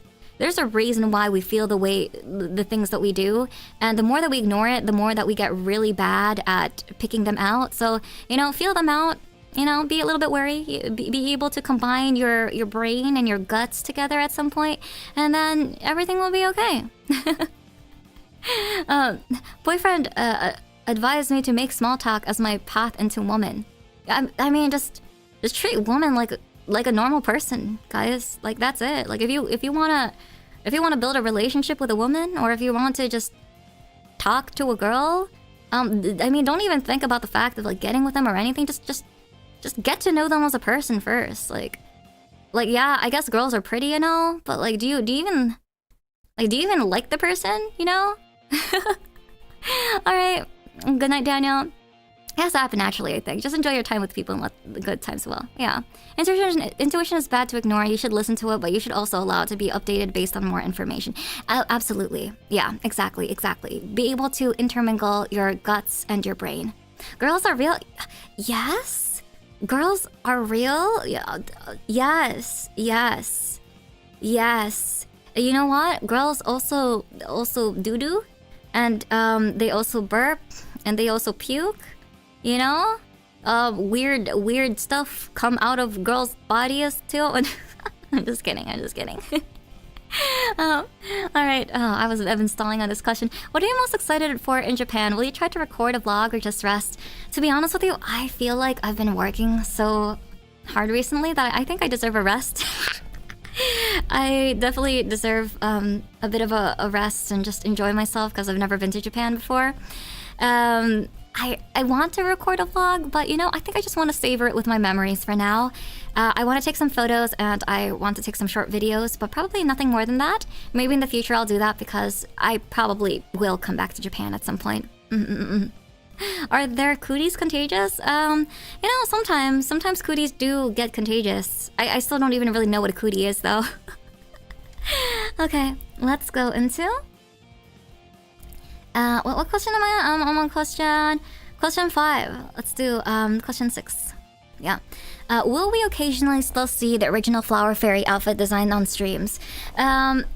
Potentially, maybe, you know, if there is a stream that I feel like would be very on theme with it, or maybe special themes, we will have the original Flower Fairy outfit design.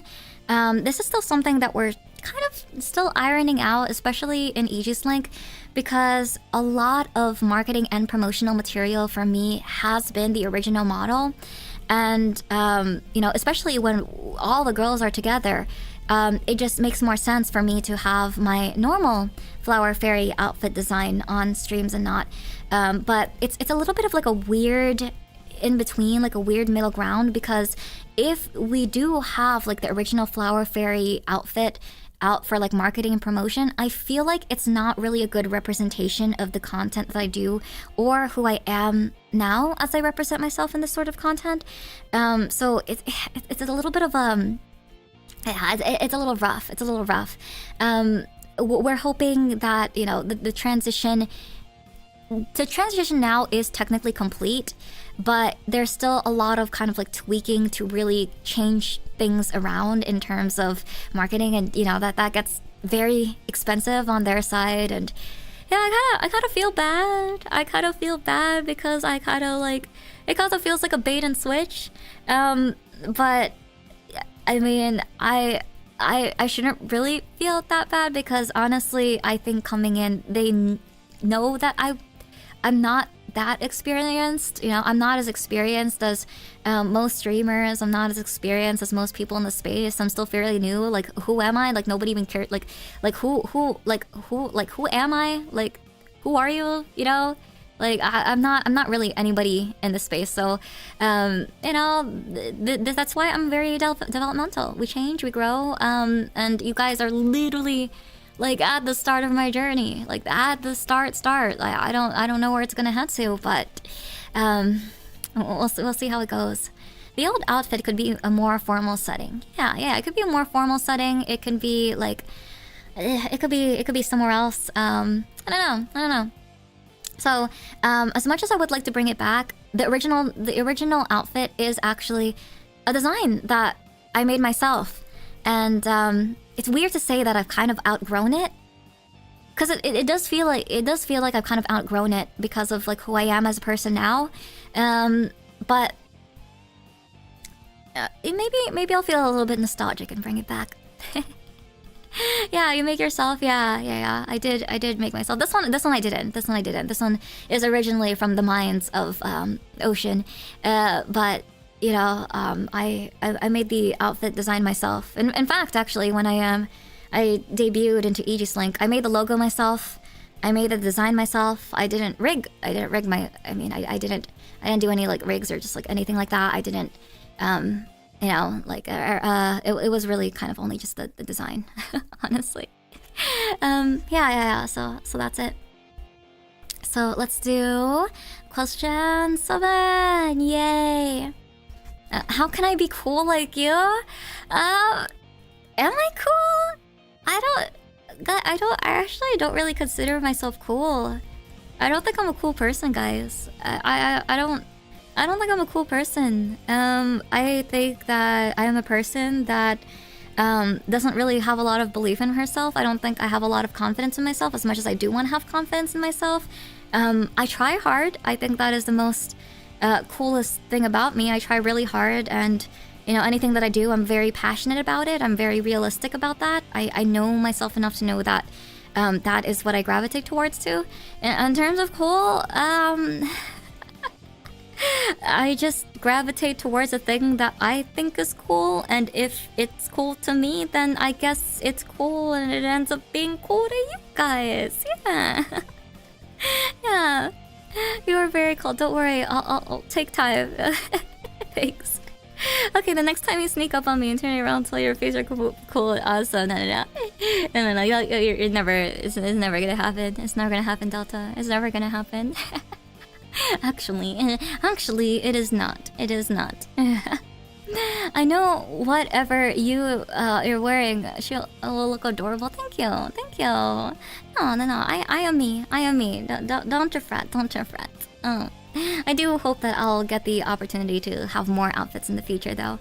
A little bit like edgier outfits too, because you know I'm kind of digging these wings. I'm digging my wings right now. Of course you're a cool mate. Don't be shy. You know that deep in your heart. Oh no, thank you. Yeah. If I dig really deep inside, if I dig deep inside my heart, yeah, you know what? Yeah. I could be cool. Being yourself is cool. Yeah, being yourself is cool. Okay.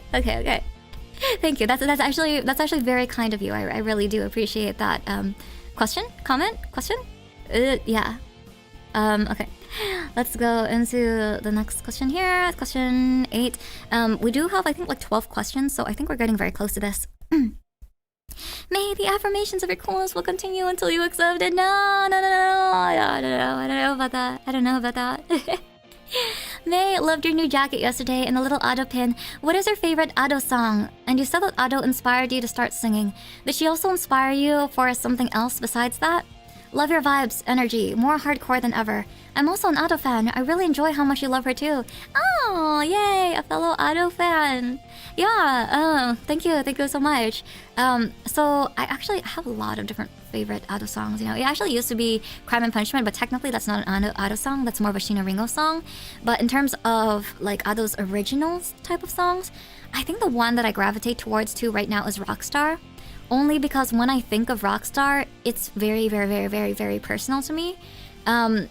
You know, like the way the lyrics are, the way that she sings it, the way that kind of the music picks up, and just the genre itself is really amazing. You know, it really goes through a lot of the struggles that artists kind of go through, and a lot of the hard work that has to be put in, especially being alone in an environment, and then being able to put on, you know, like kind of like a persona, being able to perform on stage and all of that. And you know, people don't really kind of understand the years and a lot of the hard work it takes to be able to get there. And, you know, a lot of the symbolism too is amazing to me, because it also shows that at the end of the day, you know, even as a rock star, sometimes it's short-lived. Sometimes, you know, you create those memories, but it doesn't last forever. And I feel that one of the greatest messages of that song is that, you know, just do what you love, just do what you're passionate about. You don't have to worry about showing off how hard you work or anything that you do. Like, it'll, if you enjoy it and you just keep doing it, things will just happen, you know? Like, you don't have to love what you do 100% of the time. It's going to be hard, but as long as you keep singing your heart out, that's all that matters. And 𝐒𝐿 portrayed that so perfectly with how she sang it. And the producers who made the song is just so beautiful that, you know, it's inspiring. It also kind of makes me cry. So that's why I really like that song. That's a great message. Yeah, I started to get to know 𝐒𝐿 because of One Piece film Red. I feel like that's what a lot of the most general public got introduced with. With 𝐒𝐿, she basically kind of blew up, especially in the American sphere after film Red, and I hope that she does continue blowing up. She's a very talented singer. Oh, hello Luxburg. Thank you so much for the raid. Thank you so much for coming in. I appreciate you. I hope you had a great stream today. 𝐒𝐿𝐏𝐿𝐿, Rockstar, and overdo are my top 3. Yeah, I love those two. I love those two. Yeah. I feel like the songs that really kind of like push it to the top for me, like put it into like peak, is the ones that like hit me personally. And you know, that's different for everybody, right? It's different for everybody. Did she also inspire you for something else besides that? Aside from singing, you know, I guess personality-wise too. Something that I noticed was that like 𝐒𝐿 is very, I don't know, like she feels very genuine to me. Like, have you guys seen her Twitter posts? Her Twitter posts are kind of unhinged. Like, she says the craziest things sometimes, and I don't know if it's her or if it's her PR or manager. Like, it has to be her, but she just says the craziest things sometimes. And also, like, when she streams as well, and she goes crazy, or she just does like different things. She's just really cool. Like, she's just really cool, and she's very, like, she has a little bit of that awkwardness too, but like she's awkward and cool. And so, like, for me, I'm like, oh, that means I could also be awkward and cool. Like, I could be a weirdo, but then like I could also kind of seem cool to some people too, just by being authentically myself.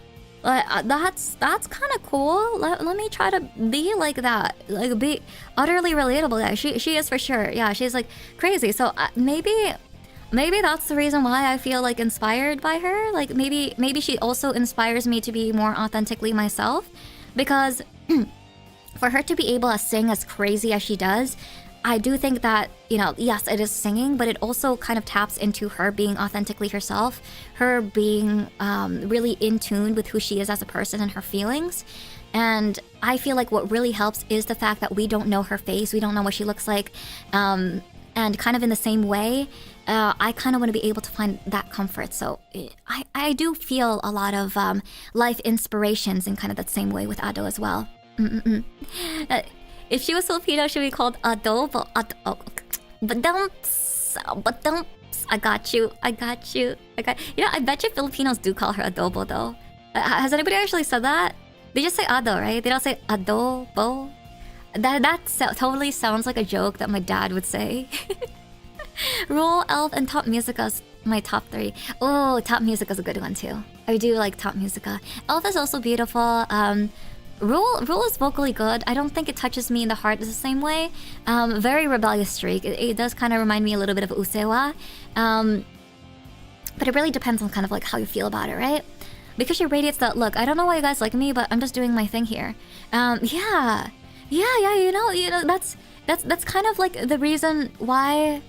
That's kind of like the reason why too that she inspires me, because not that like she hates herself, or she kind of does have like this very self-depreciating factor, and I think I kind of like see that in myself too, because I also get very like self-depreciating, right? Like, not saying that I completely hate myself, but I do self-depreciate a lot.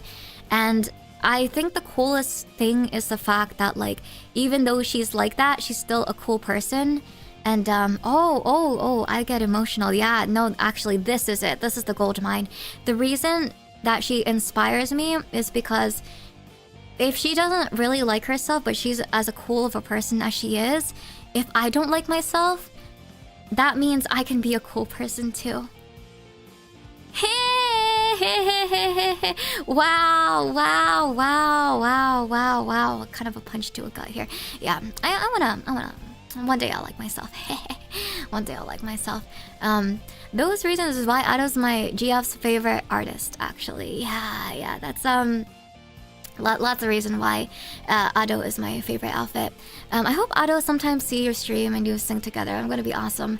I hope I get to the point where I can sing not just as good as her, but as just as great as her. I want to be as excellent as her to be able to be worth it for her to be actually be able to sing with me if I ever do get up on that stage.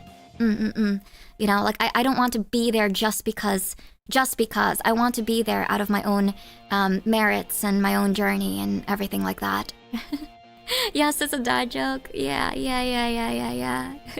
Now you have me tearing up a little bit because that speaks to me too. Yeah. You know, it's one of those things where like you don't want to admit it, but like once you actually start speaking it or saying it or like really kind of like releasing it out into the world and you feel something in your heart, you're like, wait, that hit a little too close to being personal. You know what? That's the reason why.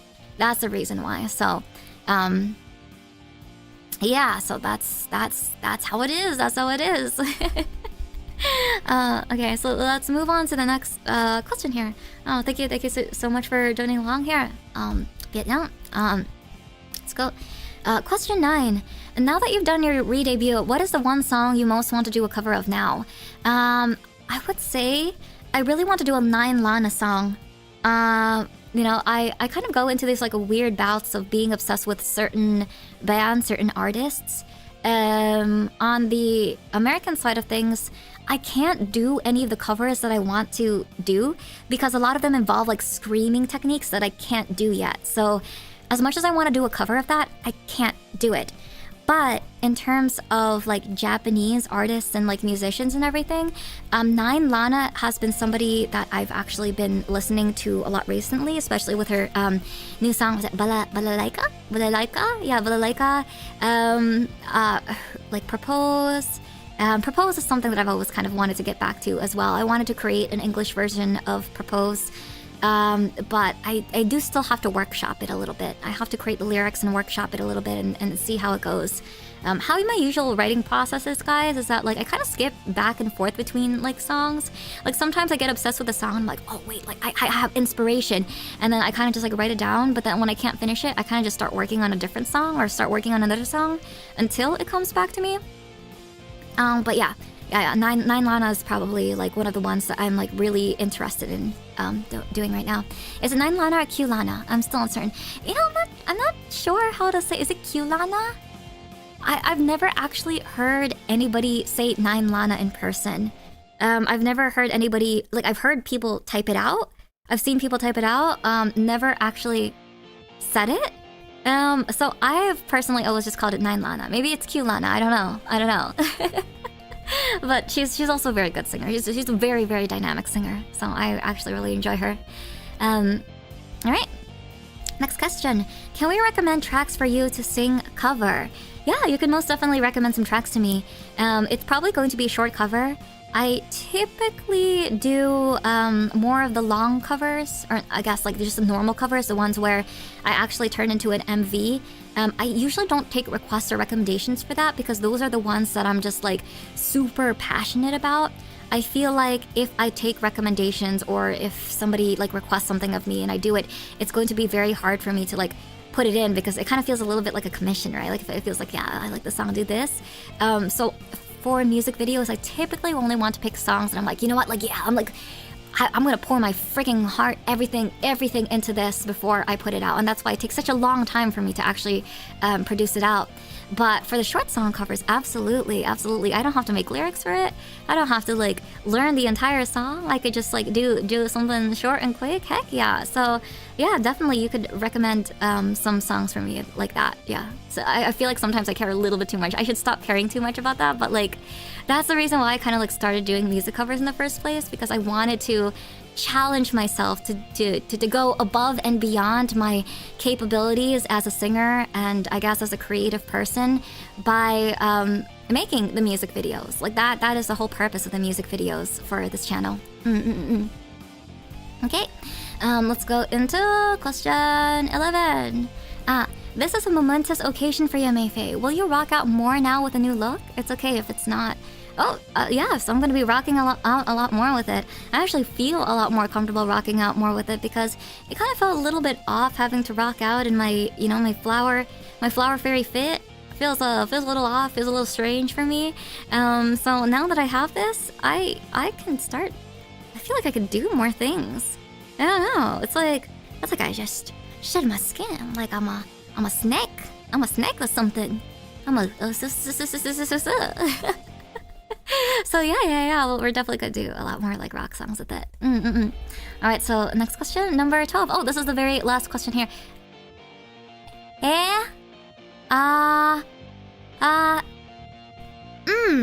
Does anybody speak this? Does anybody speak this language? I'm gonna mess it up. 𝐒𝐿𝐴𝐷𝐒𝐿. Good day. Good morning. Good afternoon. Good day. 𝐒𝐿 mensen mogen op wouders, verbod en piratenparties stemmen. I do not know. I apologize. It's Dutch. I apologize. So sorry. I can't translate this in Dutch. I'm sorry. I'm sorry. Yes, maybe I could go to the marshmallow and try to translate that. Yeah, let me try to translate that. Let me Google translate that. I started trying to read it backwards. I don't even think you can try to read it backwards. All right, let's see. Good evening. I got something right. Good evening. How many people are allowed to vote for Wilder as FFD in the Pirate Party? I'm not sure if this is a question for me. I don't actually know what you're talking about. I'm so sorry. I'm so sorry. I don't know. I'm sure many people can vote for many different things. I'm not Dutch, so I personally feel that I have no say in what parties are available to do. I literally was typing it right now. Yeah. That's yeah. Unfortunately, this is a question that I cannot answer for you. Oh gosh. Oh, a new look can help you get even more confidence moving forward. Yeah, I will say that this new look definitely makes me feel a little bit more confident, especially as I'm speaking to you guys and I'm interacting with you. I don't know if you guys have noticed. I mean, I feel a little bit of a difference in the way that I've been interacting recently, but you know, it doesn't feel so small anymore. You know, it doesn't feel so scary anymore. It doesn't feel crazy anymore. Pirate party sounds sick. Yeah. Pirate party sounds like a nice pirate club? Question mark. So I don't really, I can't really say. The pirate party is a real Dutch political formation. The Mario Party, wow, that's crazy. Well, I don't know anything about it. I apologize. I do not get into politics in the stream, unfortunately. I know that some people do. I typically don't talk about politics in the stream, so I hope that kind of confirms anything. I think the writer of this question had a stroke. Oh gosh, no. Maybe they were trying to write to somebody that they thought wasn't me. Like maybe they were trying to write to a different MaeFae. Like maybe they saw MaeFae, right? And they were like, oh yeah, this is my friend MaeFae. Except like not MaeFae me, MaeFae somebody else. Because did you know that there is there's some lady on YouTube named MaeFae Music, and she's some Scandinavian lady that also makes music, and her name is also MaeFae. Like maybe she was trying to trying to talk to that MaeFae and not me MaeFae. Like maybe they were just like, oh yeah, like why is my Scandinavian friend MaeFae have an anime character as an icon? You know? Maybe. Yeah, potentially. Time to YouTube questions. Okay, let's go to YouTube questions, guys. Let's go to YouTube questions. Yeah, we still have plenty to go here. Let's YouTube questions. Oh, okay. So we have 1, 2, 3, 4, 5, 6, 7. We have some seven questions here. 7 questions. Why is she speaking in English? Yeah, crazy that I'm speaking in English, right, guys? Crazy. Okay, so what fighting game move can you perfectly replicate in real life? Can be from Reina to 𝐒𝐿𝐿, etc.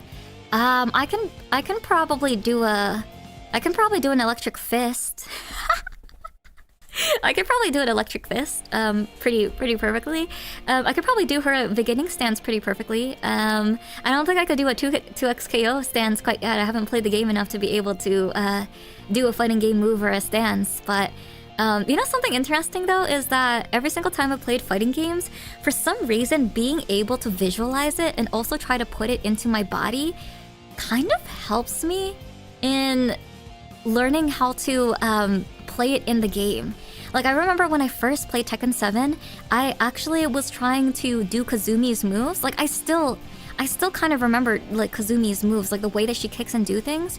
And then now that like sometimes I go through my everyday life and I'm like, oh yeah, I do the slap, the 1+2 slap. Like sometimes I just joke around with my fighting game friends and I'm like, slap. Oh, and you know what? I can probably do a perfect backdash. I could do a perfect Korean backdash. You know what? I'll show it to you guys one day. Like once we get into our 3D forms, I'm gonna show you my perfect backdash. I'll show it to you guys. I'm like trying to replicate it right now. I can't do it to you right now, but I could do that. Alright, so Rim says, what do you think about the debate of a hot dog being a sandwich? I think a hot dog is a sandwich. I think it's a sandwich. You put something between 2 pieces of bread, it's a sandwich. But you know about the debate too? If hot dog is a sandwich, is hot dog also a taco? And if a hot dog is a taco, is a sandwich also a taco? Is a taco a sandwich?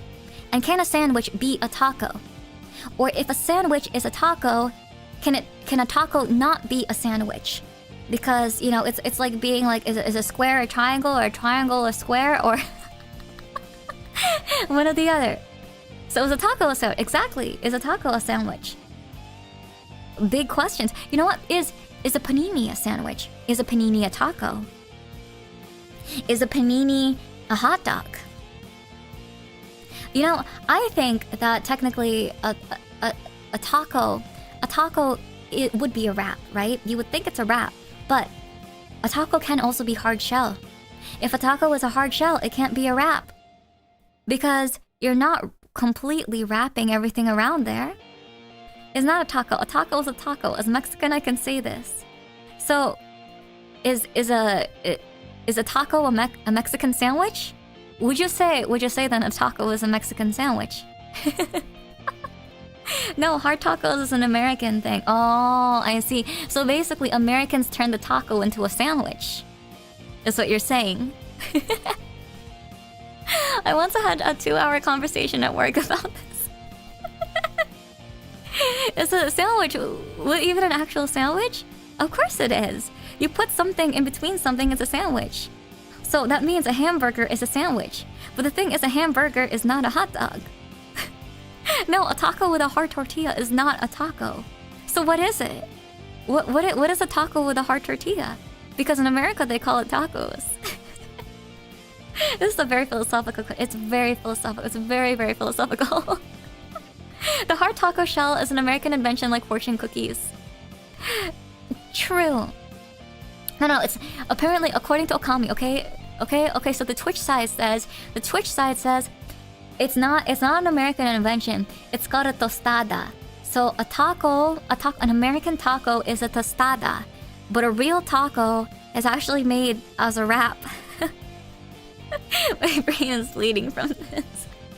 Now I want tacos. Yeah. Did you guys see my tummy? My tummy actually gurgled when we started talking about tacos and hot dogs. We did have a conversation about this, I think a while back with like some of my friends. So when I still used to be a part of a maid cafe, we actually used to have these things called maidcations, right? And I remember I was almost half asleep.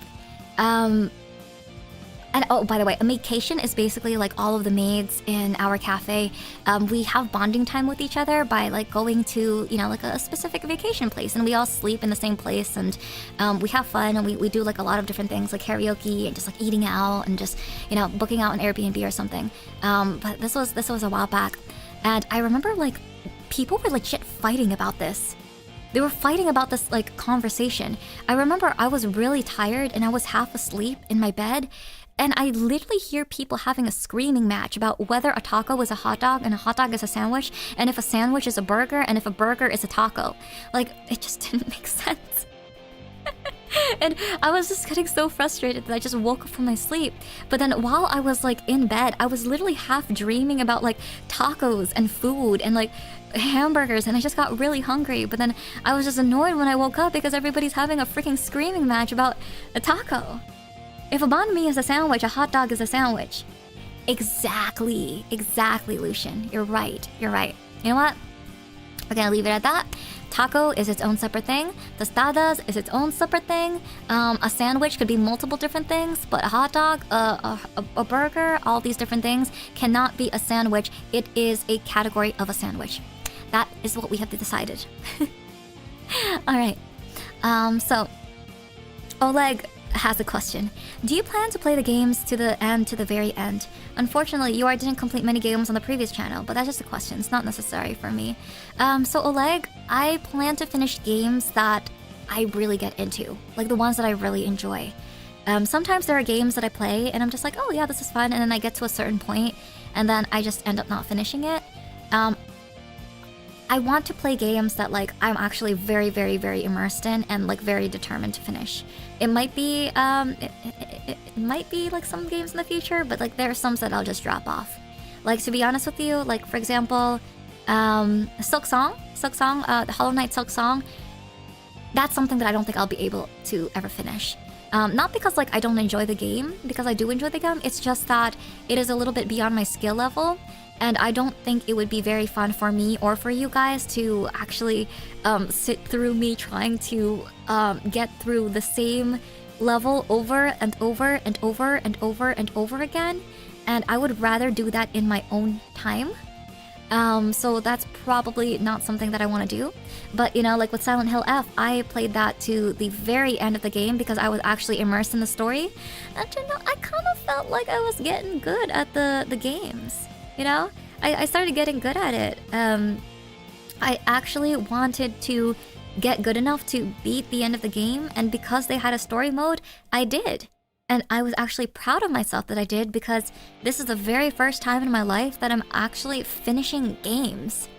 And I didn't think I would have the attention span or the skill or capacity to do it, but I do. So yeah, that's I guess that's what I'm gonna do for games, you know. It really depends if I'm having like a lot of fun playing it. So yeah. Is mayonnaise an instrument? Yes, mayonnaise is an instrument. Have you guys ever seen mayonnaise cover songs before? It actually exists on the internet.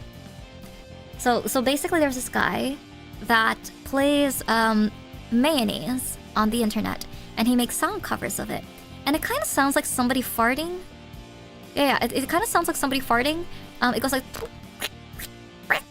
And he actually does make songs out of it. I highly recommend you guys to actually listen to it, to try it out. Take a look at the videos. Search it up on YouTube. Like, just search up mayonnaise cover. Search up mayonnaise cover. Someone legitimately does that. If somebody can make song covers off of freaking rubber chickens, then somebody can turn mayonnaise into an instrument. Oh my gosh, I keep forgetting. People have been redeeming hydrate, but I've never...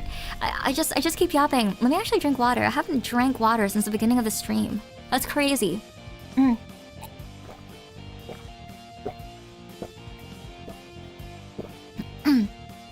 Okay. We got a nice gulp. Are you planning on doing member streams? And if so, what do you want to do in them? Please say Fight Club. Yes, I do plan on doing member streams in the future. When I was in the MaeFae channel, or I guess like the old MaeFae channel, I actually wasn't sure what to do with the member streams, because I didn't want to exclude anyone, right? Like, it's still very exclusive for members to do it, because like obviously you guys pay for it, so we have to have something that's like nice. So I'm still kind of like workshopping and trying to figure out like what is nice that I can give for the people who are my Mayflowers. Oh, sorry, I'm burping now. My Mayflowers who actually, you know, like support me every single month on this. And I'm thinking that I might have like exclusive fighting game commentaries in the membership streams. Because you know how we play in the Fight Club on Discord, right? And we always have like, you know, you guys going against each other, or you going against me, and like all that stuff, and I don't really talk on Discord. I would say that the general Mayflower experience, if you're not a part of the memberships, is to have the ability to be a part of that game and play with the game. But if you want to hear the commentary as if you were a part of a tournament, then you'll be able to go on the membership stream and actually listen to me commentate on it.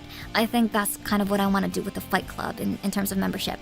In other membership things, oh, hey Lan, nice to see you, nice to see you. Hi Wakas, nice to see you. That's okay, I'm still yapping, I'm still going here, still talking about a lot of different things. So I think I'm gonna do that. I do want to start watching like anime on the membership streams, either anime or some horror movies on there.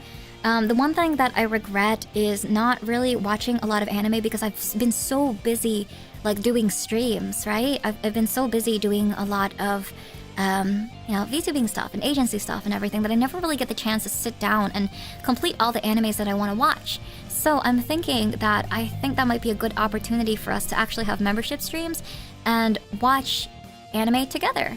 You know, maybe we'll put like a vote on it. Are you allowed to watch anime and movies on member streams anymore?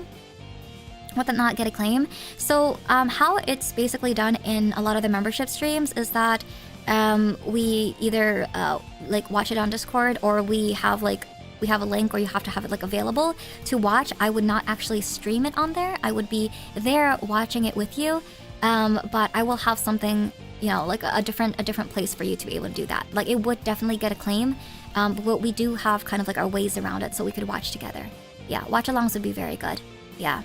I am kind of curious though, if like, I've never really done a lot of watch-alongs. Maybe I've done about like once or twice before, and I've never really done a watch-along with any other like streamers or VTubers before.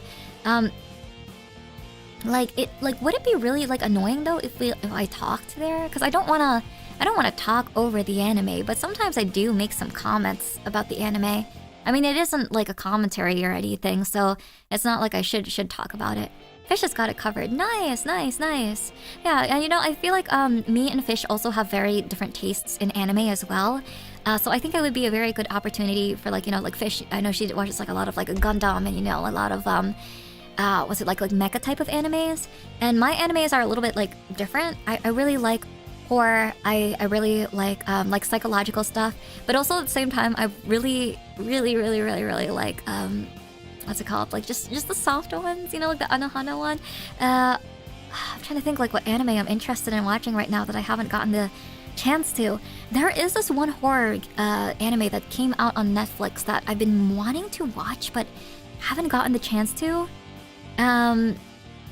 So maybe that we'll see like some newer animes. She has done watch along, so she can advise us to the balance of commentary to episode ratio. Yeah. I'll probably ask her how to do that. So I'll do that. I want to do like members only VR chat, like members only. Like it just sucks because like I think with the games, right? I typically would like to do just like gameplay with like members and stuff. But the thing is, like for me, I feel like the more people, the better. So I don't want to exclude people if they want to play games on there. Like I kind of just want to keep gameplay for like everybody, but like I don't know yet. I don't. We'll figure it out. We'll figure it out. Usually you watch an episode and we go back over it with a commentary. Fish just has 45 minutes of recap and discussion after each episode. Oh, that's cool. Okay. I feel like that's better. At least it's a lot better than, you know, like trying to do it midway, because I feel like it would be very distracting if we actually did an episode and I was just talking in the middle and just like, shut up, May. Shut up. Shh. I'm listening. Oh, hi, Esty. Thank you for welcome back from liking. Welcome. Oh my gosh, they have that now? They have that? Rev up the fryer, because I'm sure hungry. What are you hungry for? I'm hungry for some tacos. Oh, okay, I see. Okay, let's move on to the next question. Wait a minute. This ain't. Wait, what? What's happening? I'm so confused right now. Riff Traxing can be left for the worst animes around. I've never watched that anime. Never watched that anime before.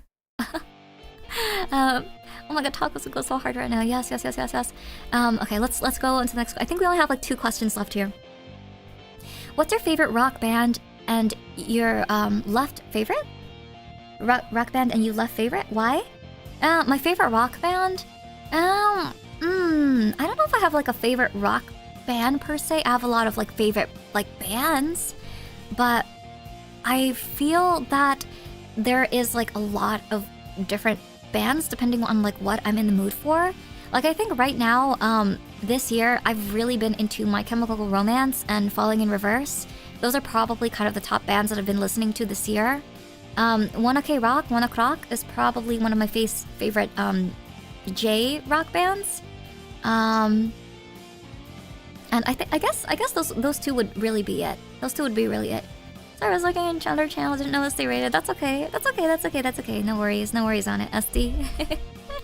Oh, okay. Sorry, I have to like catch up with your messages here. All messages. Choosing a favorite is hard, yeah. And like the thing is, like when people like ask favorites, it's always kind of like in the decision of like, oh yeah, like who's better or like one or the other. I really see different bands as like different flavors, you know, like different flavors. They come into different points of your life, and when you start listening back to them again, they come even stronger because now you're listening to it in a completely new perspective, which is really why I like to listen to older bands over and over again. So yeah, that's a really hard question. Has May watched Guilty Crown? You know what? I actually have not watched Guilty Crown before. I had a friend who actually used to cosplay Guilty Crown, but the design is cool. Never watched it before. Oh, you know what anime I've always wanted to watch? Cabinetti? What's it called? Iron Fortress? I heard that had a little bit of like a horror genre to it, but for some reason I remember seeing Cabinetti. I think, yeah, Cabinetti. And it felt very shonen to me, which is why I didn't really like get into watching it. But now that I realize it has a little bit of that horror in it, I'm actually interested in watching that.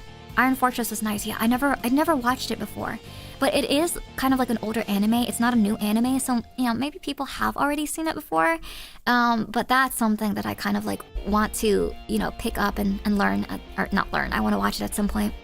One of the earlier anime I watched in my life now is 𝐓𝐀𝐿. Yeah. Like love horror. I feel like top 3 or top 5 is better than favorite outright. Exactly. Yeah. I think what I mentioned to you is probably maybe my top 3, honestly. Welcome to the Black Parade. It's gotten even harder for me since losing my family members. Yeah, I feel like that's a very, very common theme in that album, honestly. I've heard a lot of praise for 𝐒𝐿𝐷𝐋𝐄𝐒's music. Oh, so that's when my friend was cosplaying her. My friend was also super into music, so that's probably why she got into 𝐒𝐿𝐷𝐋𝐄𝐒 as well. But if it has really good music, that's probably a reason for me to actually start watching it too. So, maybe I should watch it, right? Maybe I should watch it. Hope you have an awesome night, May. Good night, Prakasha. Thanks so much for being here. All right. I think we have one last question left. I guess before we can just start yapping and ending it. I know that it is starting to get pretty late for some people here. What decided you to start almost from scratch? That's from Super Squad. I know I was talking a lot about content, and I did talk about this with the debut stream and also the 2.0 re-debut stream. I guess this stream right here. I talked to you guys a lot about I felt like I wasn't really happy with the direction of content I was going to, but I think that it's not necessarily more of the content per se. I think it was more so kind of the attitude or the personality that I kind of had coming into it. Not really kind of feeling myself, not feeling good about myself, and not really feeling like the authentic version of myself, because I represented myself in a way that wasn't really who I was. And that's why, yeah. Gotta bounce for sleep. Have a fun rest of your stream. Thank you so much, Fire. Thank you for being here. Have a good night, okay? Have a great time. Yeah. My content is changing a little bit, but to be honest, when it comes to live streams, it's not really going to change as drastically as you guys think it is. It's probably going to be a little bit more curated. It's probably going to be horror games because I actually enjoy horror games. It's probably going to be fighting games or action games because I actually like action games. Maybe I'll get into Souls games just because for some reason I feel like Souls games are kind of like action games, and if for some reason I like action games, then I might actually like a Souls game. So maybe I would get into that at some certain point. I want to do specific challenges, really kind of doing some really super hardcore things. In terms of, what was it, like short content, I do want to make a lot more shorts content. I want to talk about things that I have this interest in. For example, right? You know how I made that one metal fact short video, right? I want to do other things too. I want to talk to you guys about you guys ever heard of visual vibrato, right? The visual K vibrato? If you guys haven't heard of that, then I want to talk to you about that. You guys ever heard of what's that? The story of 𝐒𝐿𝐷𝐋𝐄𝐒? I want to make a short talking about that. You guys ever heard of I don't know, the dark side of certain things? I want to talk about that, I want to talk about dark and very hardcore things that I wasn't able to talk about before on my channel, just because I felt like I had to conform to a very cute persona, and it just did not align with my interests, or it just did not align with the things that I wanted to do or be or talk about. So those are the things that I'm interested in. If I'm interested in it, then other people would be interested in it. I personally felt that when I first started, I was just so scattered. I didn't know what the frick I was doing. I was throwing spaghetti on the wall, and that's what it would be. I was throwing freaking spaghetti on the wall because I didn't know how to be creator. But now that I feel a little bit more in line with myself and feel more true with myself, now I have more direction of what I want to create. And honestly, it makes me a little bit more excited about creating. Not I wasn't excited before, it's just that now that I don't have this tight feeling in my chest every single time I stream, I actually feel really relaxed right now. I'm not stuttering. I'm not even I mean, I guess I kind of stutter. I am a stutterer, huh? It's hard to kind of keep up with my train of thought. But my train of thought is still solid. It feels very confident.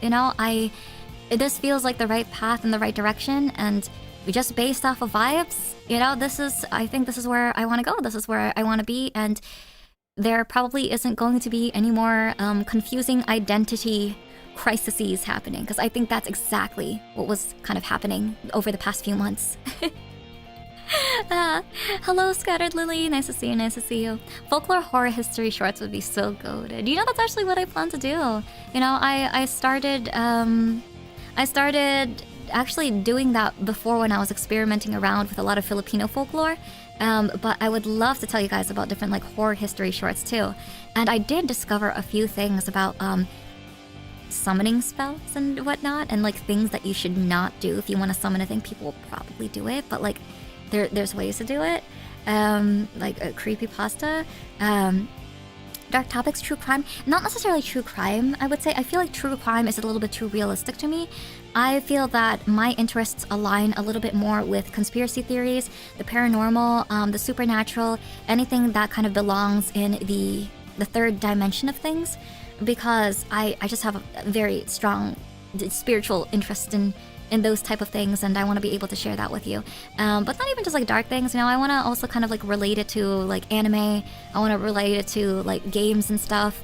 Really kind of delve into the psychology of certain things too. I really, for me, like the type of content that's entertaining to me is a lot of those like analysis videos that kind of pop up whenever you consume a type of media, whether it is those music analyses or, for example, like Silent Hill F, right? Silent Hill F, ever since I finished playing it, or I started playing it, I started getting a lot of shorts about how like the mindset in Silent Hill F and all of these like character like breakdowns of Silent Hill F, and I think that's so freaking cool. And also, for some reason, there's this guy that also popped up in my feed who started talking about medieval things. And you know what I learned? I learned that there used to actually be like punks and like goths in the medieval ages. Did you know that monks were actually like the very first goths that existed? Like the monks in the monasteries? Because there was so much death happening in the medieval era, apparently a lot of monks and their way of living was just complete silence and accepting death. Like literally they would just incorporate death into their life. Like some of them would even like sleep in the same room as dead people. Some monks would literally like have rituals and ceremonies like whenever their brothers died, just to show that not all of them, obviously, like not everyone does that, but just to, you know, to kind of show that like, yeah, like any one of us can die. And being a monk was basically like a spiritual battle rather than kind of like a spiritual like renewance or whatnot. And I just find that so freaking interesting. I would not sleep next to dead people. I would not sleep next to dead people too, but that's why I was saying that monks were like the original goths. They were like the original hardcore people because they were the first to actually accept death and like how beautiful it is. And it was actually a way for them to be able to be like, you know what? Yeah, we come and we go, but it's a beautiful thing and we must accept it because eventually our time will come. And I just think that's so freaking cool. I don't know. You learn something new. Yeah, you learn something new every day. And, you know, like I want to be able to talk about that stuff. And just like, it didn't feel right. It didn't feel right to talk about that stuff like back then. You know, it really does feel like I'm kind of like turning over a new leaf, but not really. I'm still the same type of person. It's just a little bit more unmasked. Yeah. The other side was just kind of like a mask. No, goth girls though, they were missing out. Yeah, no goth girls. You know, they didn't really have the eyeliner or anything like that back in the days. Yeah, monks are hardcore. Yeah, super hardcore. I need to send you the Mayan traditions on death and how we actually celebrate it. You know, I've actually gotten a little bit taste of the Mayan traditions a little bit. Not so much on death. I actually did a lot of research on... Not research. I didn't do any research. I was listening to more so documentaries on like old Mayan and Aztec traditions on cannibalism. And I found that very, very interesting because it was very ritualistic. And you know, there was this one, I don't know if it's Mayan or Aztec, but there was this one very specific ritual I remember where apparently there was this very specific god where they say that there is a god that basically reincarnates on Earth, and they pick a person to do that. And basically, for a certain amount of years, they would parade this god incarnate around, and this god can basically have like whatever they want and do all of those different things and whatever. And whenever they decide to die, they would basically sacrifice themselves, and they would feed themselves to everybody in the community. At least that's what I remember from watching the documentary on it. And I found it very, very, very, very, very interesting, because I've just never heard of that before. It's, you know, legit ancient civilizations, but even though we talk about ancient civilizations like that, it's quite literally like not that long ago. Yeah, like, yeah, it's long, long, long ago, but like it's not that long ago, you know, that these things were still happening. So, very, very interesting stuff to me. Yeah, we're still making food based on those traditions. Yeah, I'm interested to know that. Like, if I do figure that out, like maybe I'll make shorts content about it. You know, like either myths and seeing how certain anime kind of give that spin, because I do see influences, like a lot of influences about that too. And also, did you know, like Attack on Titan? You know how there are, you know, titans inside of the walls, right? There are actually certain places in Japan where a lot of, you know, different buildings and infrastructures kind of go off of, you know, people being in those walls. And not just that either. There are people like, or I guess different cultures all over the world where they basically have the dead bodies in the walls. So it's not necessarily unusual for you to be in some sort of old decrepit place and you find corpses lying there. I wouldn't be surprised if, you know, you go to a place and it's haunted because there was a dead person in the walls. And it's just so interesting to me. I remember doing research on the Aztecs for a grade 6 project. Man, they were crazy. Yeah. Oh, crazy to us, right? Because their civilization was so different from how it was now. Yeah, I learned that in mythology class. What I heard is that Aztecs are more hardcore when it comes to human sacrifice than Mayans. Ah, I see. Interesting. Yeah, like the French catacombs? Yeah, exactly like French catacombs. Exactly like that. The Aztecs were so 150% into human sacrifice that Cortez literally just had to rock up all their vassals and ask to start the rebellion to overthrow them. It was crazy to me. It's crazy. So yeah. Like, yeah, I wanna talk about that kind of stuff too. Like make little like shorts about that, because that's what I find really interesting.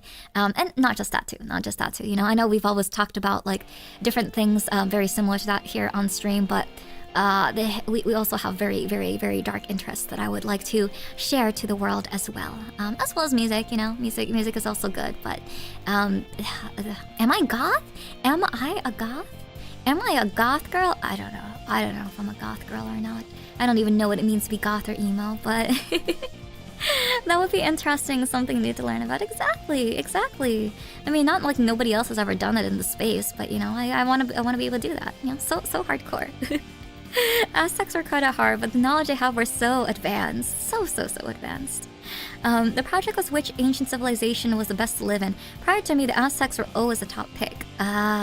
Well, just as long as you don't get, you know, fed into the wolves or something, or, you know, other people don't eat you. I don't know how they didn't get weird diseases back in the days because of that. It's crazy to me. So, yeah, I guess that's pretty much it, guys. That's pretty much it. What time is it now? Night? Oh, it's almost been 3 hours, guys. Holy crap, it's almost been 3 hours. I can't believe we've been yapping for 3 hours. I kind of miss this, you know? I kind of missed being able to talk with you guys about all these different things. I know I've been gaming a lot, and I've been a little bit stressed out because of you know, stream and everything, and the debut and the summoning concert, but I think this is nice. I think I might have to end it here, though. I'm gonna have a very, very, very late dinner, and I'm gonna get some rest before we start preparing for the concert tomorrow. I hope you guys can make it. It was great chatting with you. Oh, thank you so much. It was great chatting with you too. I had a lot of fun, lot of fun, and I'm very excited and happy to be able to share with you my much more genuine personality. And you know, I apologize that I've been putting on such a huge mask for the past couple of months, because I didn't think that you would like me, and I'm actually kind of surprised that you like me. Crazy. Crazy. I love you. Oh, I love you too, Masha. Oh, I love you. Oh, I love you, Mayflowers. I love you too. I love you too. I love you too. I can. You know, I kind of feel comfortable to genuinely say that now. Like, I love you too, guys. Like, you guys are really cool. Thank you. Thank you for sticking with me. You know, thank you for being a part of my life. Thank you for you know, being here even though I feel like I had to completely start over again. Thank you for watching me grow as a creator and a person. And yeah. That's what May is. We gave together. Yeah. Alright, guys. So we are gonna be raiding into somebody else today. We're gonna raid into Hiyori. Let me see. I think Hiyori is streaming right now. Hiyori Mokami. Let's make sure we say hi to Hiyori Mokami. And I guess as a really big announcement, tomorrow is going to be the Summoning Metal concert. Yippee! Thank you, guys. So as kind of a reminder, the Summoning Metal concert is going to be on this channel on YouTube, right? And for Twitch, if you prefer watching on Twitch, it's going to be on Ricky's Twitch channel. So unfortunately, I am not going to be multi-streaming or dual streaming this on Twitch because, you know, we want to be able to promote the event on both sides of things. But the one thing that I can promise you guys is that it's really hardcore.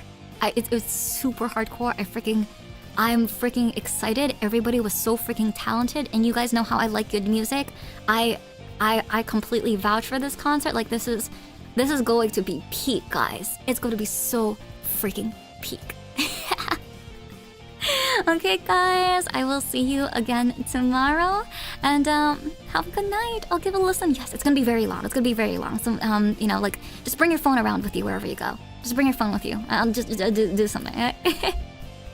Okay, goodbye, guys. Goodbye. I will see you tomorrow.